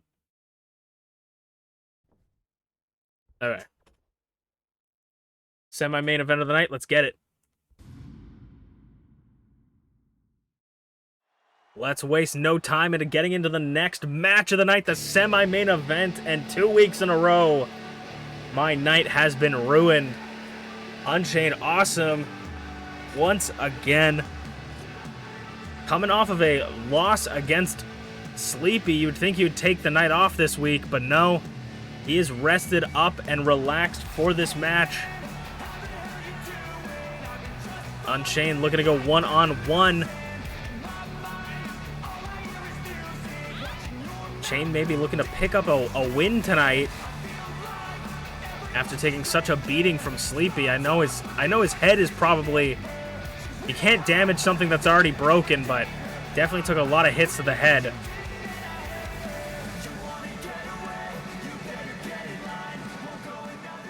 Hopefully for him, his opponent doesn't target the brain. And once again, it seems like 2 weeks in a row, our sound guy is completely just on. Oh, never mind. Of course, that makes so much sense. It's Greg. 1/4 of the coalition, of course. Greg is going to actually have to fight next week against a member of the Shogunate in faction warfare. But tonight, Greg is joining his other coalition member, the Bear, in a non-warfare match, just a regular singles match going up against Unchained. I think this match is going to be a fantastic one. As Greg is going to go one-on-one with UnchainedAwesome.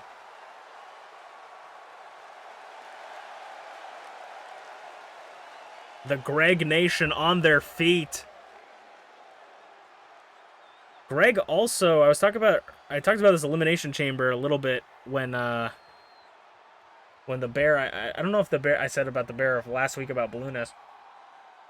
But Greg not only qualified for the elimination chamber, got to select his pod. Unfortunately for Greg, did not come out on top as the Icon Division champion, but was the only Coalition member to make it that far. Impressingly enough. Definitely the rising star of MPW is Greg. Has a huge cult fan base behind him called the Greg Nation. Unchained versus Greg. One-on-one, Greg stops the shenanigans off the ropes. Already Greg is showing the dominance early on against Chain. Big boot to the face. Those big work boots.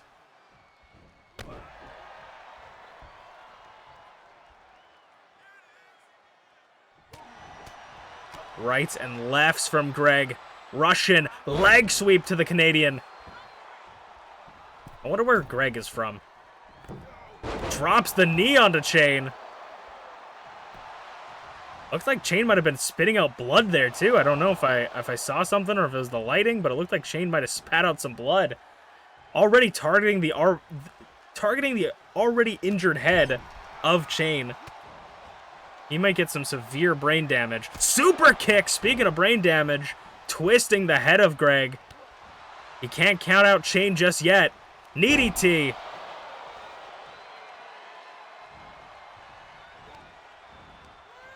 And Chain ripcord forearm. Kip up. Greg's back up and drop toe hold doesn't quite connect. Greg flips Chain around and puts him in a sleeper hold. Getting into the head of Chain using the same finisher. Or using one of the finishers of Sleepy. Obviously not doing it as well as Sleepy. Getting into the head of Chain. Oh, gets him caught up. Tree of Woe position. Tree of Joey Lawrence. And knees to the ribs. Nowhere for Chain to go.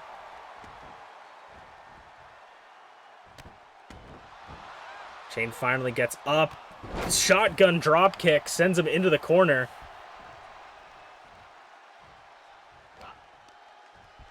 Needy T again. A little bit of back and forth, healthy competition between both of these. And now Chain gives him a big boot of his own. Chain's definitely got some proving for him to do. Chain is eyeing Greg as he stands up. The horns being driven into the stomach of Greg. And now through the ropes as well! Through the middle rope, Greg didn't think he was coming. Turned to the Greg Nation cheering for him. Got caught with a pair of horns to the back. Driving his horns into the spine.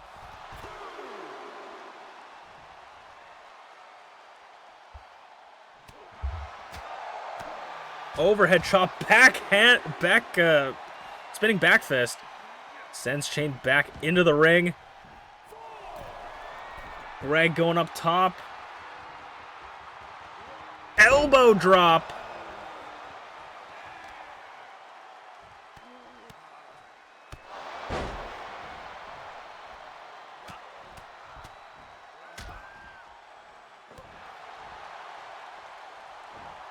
Stand up, spinning. Oh, spinning forearm got caught though. Kip up by Unchained. Spinning back elbow.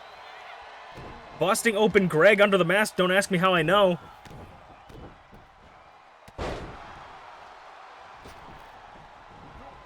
The discus clothesline from Chain misses off the ropes, and a bulldog from the sheepdog. Chain seems to have all the ingredients, but just not the recipe to get these big moves off. Drop kick to the head. Could almost twist his mask around, causing his vision to be impaired. Super kick. And really close to the ropes, but not close enough for the ref to call it. Near fall for Unchained. A 2 count for Greg. And Chain spins Greg around looking to end it. Gets the elbow. Clotheslines him over the top rope. You know that hurt his pride. A shot to Chain's pride. Greg sends him back in.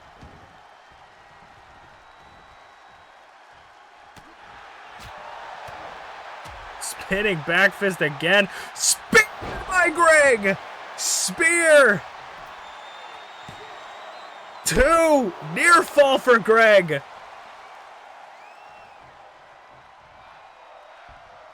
Nearly putting Chain down. Forearms to the heart.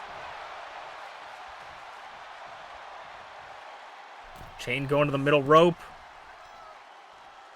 What is Chain looking for from this position? Probably something, but chooses against it. Or decides against it. Sends him off the ropes. Bumps him. Chain trying to go for a springboard. Greg will not allow it. Ooh, spinning back elbow.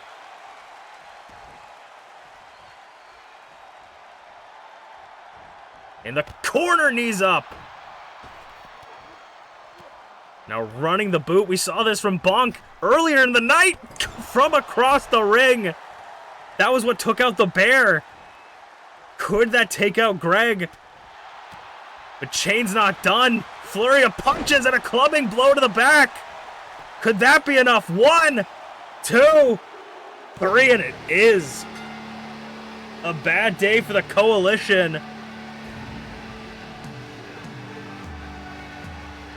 Chain picking up a win after a loss last week. Hard-fought victory.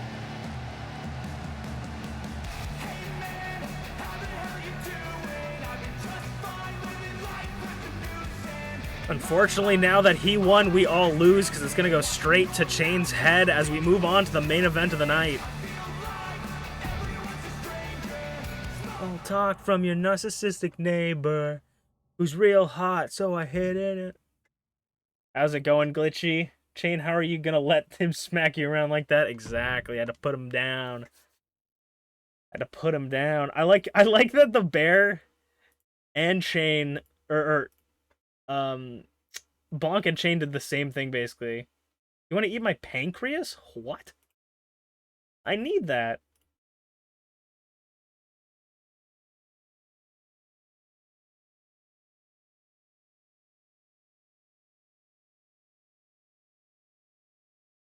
I feel like BA Tycho hasn't really had a match in a while.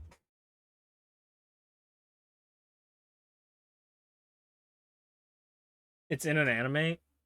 What anime? I feel like I know what you're talking about. I think that... Is that not like a folklore thing? Like a Japanese folklore thing? Like, demons eat pancreases or something?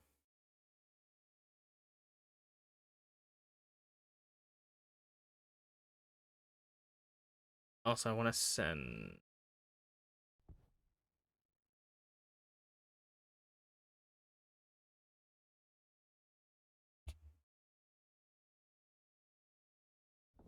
That's something on my keyboard as well. Okay. Let's go for the last match of the night, chat. Oh, that's the name of the... Oh, I have no fucking clue. Okay, let's get into it. Ooh.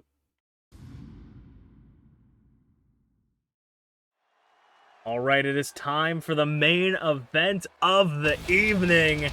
And the longest reigning Idol Division champion is going to be the second member of their faction warfare. The battle lines have been drawn between the Shogunate and the Coalition, but the Coalition haven't been having very good luck tonight. There are 0 for 2. Can BA Tycho pick up the win for them? Right now in faction warfare, Azanaza lost their first match in a very controversial pinfall by Blueness.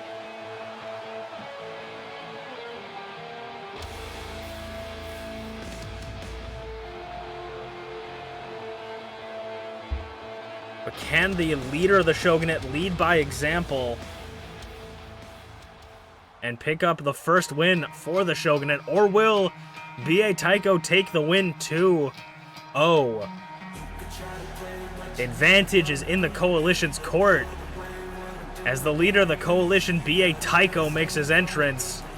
He says he's the hero of the people and he hears you. He speaks for the chat. Sorry, that whistled really loud. Speaks for the chat. BA Tycho. You know he's feeling good after seeing his good little soldier, Balloonist, pick up a massive win against Ozanaza, any means necessary.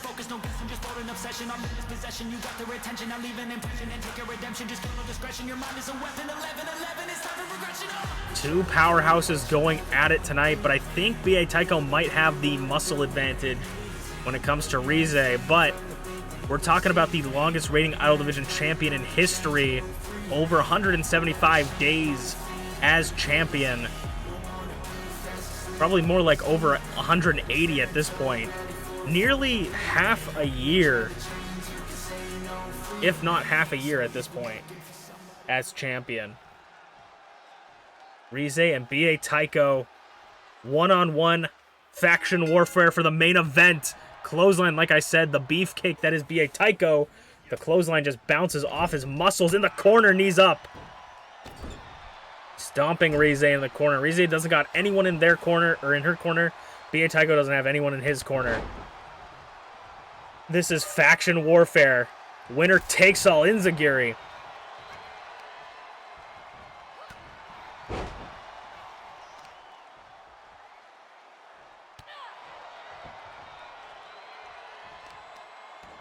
Gets BA Tycho on the ground. You know, you don't see BA Tycho get knocked down very often.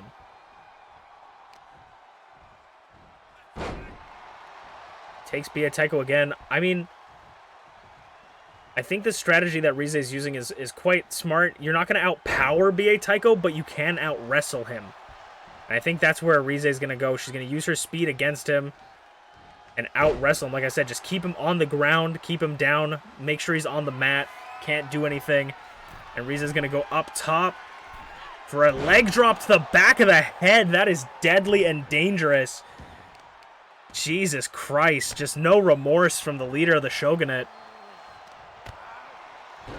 BA Tycho gets the leg up finally. And sends Rize into the corner with the knees again. And continue to try and stump a hole through her. Dropping her on her back. Rize back up, but no, BA Tycho's got her in a clothesline, tilt-a-whirl neck breaker, or in a clothesline, an Irish whip. Picking her up off the ground, suplex! With tenacity. BA Tycho's gonna send her to the outside onto the apron. Trying to knock her to the floor, but she's holding on. And Rize fights out of it. Through the ropes! Oh my god! Through the middle rope! But swatted away by BA Tycho. Butterfly, no, takeover reversed and a slap right to the face of BA Tycho off the rope. Spear! Spear to BA Tycho. Nearly taking him out. The frustration of not only seeing her other faction member lose in such a twist of fate, in such a controversial fashion. She thought she had it. 1, 2. No, near fall again. That would have been a quick match. Off the rope again. BA Tycho is in trouble. Single leg drop kick.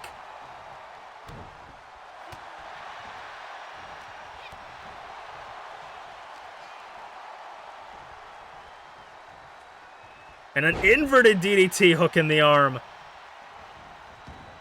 Rize going back up top. Are we going to see another leg drop?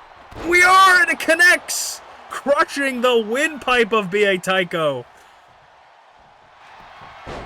Front face lock Pulls at BA Tycho. He's a little bit close to the ropes, but he's not reaching for it.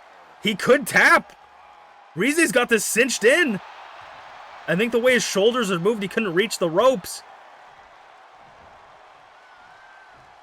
BA Tycho back on his feet. Back elbow.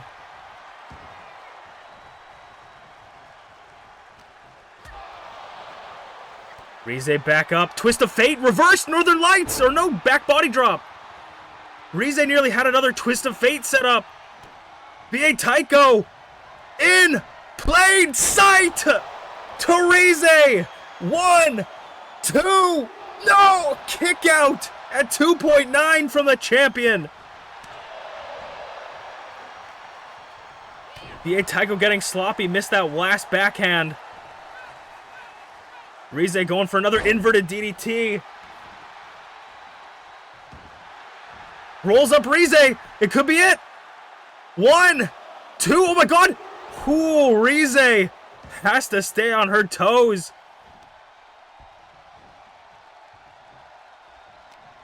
BA Tycho back up. Rize back up. Rize gonna sweep his legs again. Take him down one more time. Off the ropes. Ooh, soccer kick rolls through though. Doesn't connect. Butterfly takeover. This time it connects.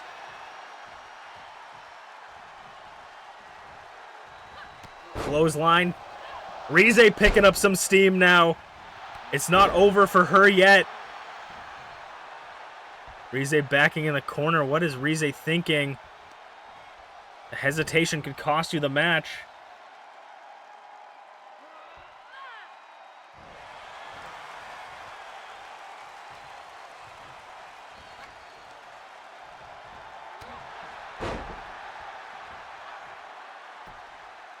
And now headbutts galore from Rize. They say nobody wins in a headbutt, but Rize seems to be successful at them.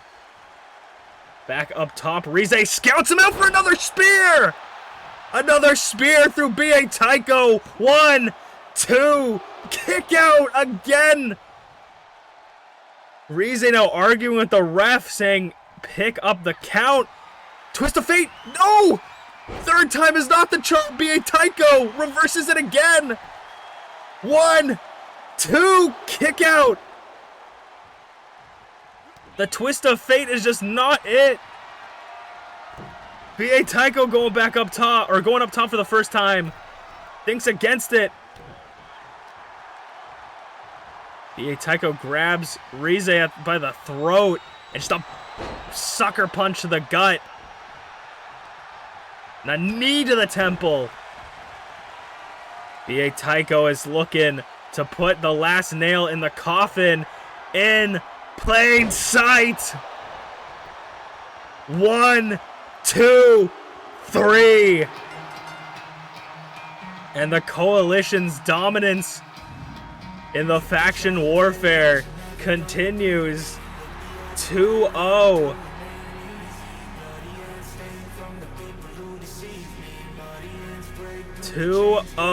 For the coalition. We might see the last third match next week, but the coalition take the shogunate out to lunch. Thank you guys so much for watching. I am Masu Pro Wrestling Son. This was Masu Pro Wrestling, and we'll see you guys next week. You don't think you can lift him up to the hand of God? Potentially. Potentially.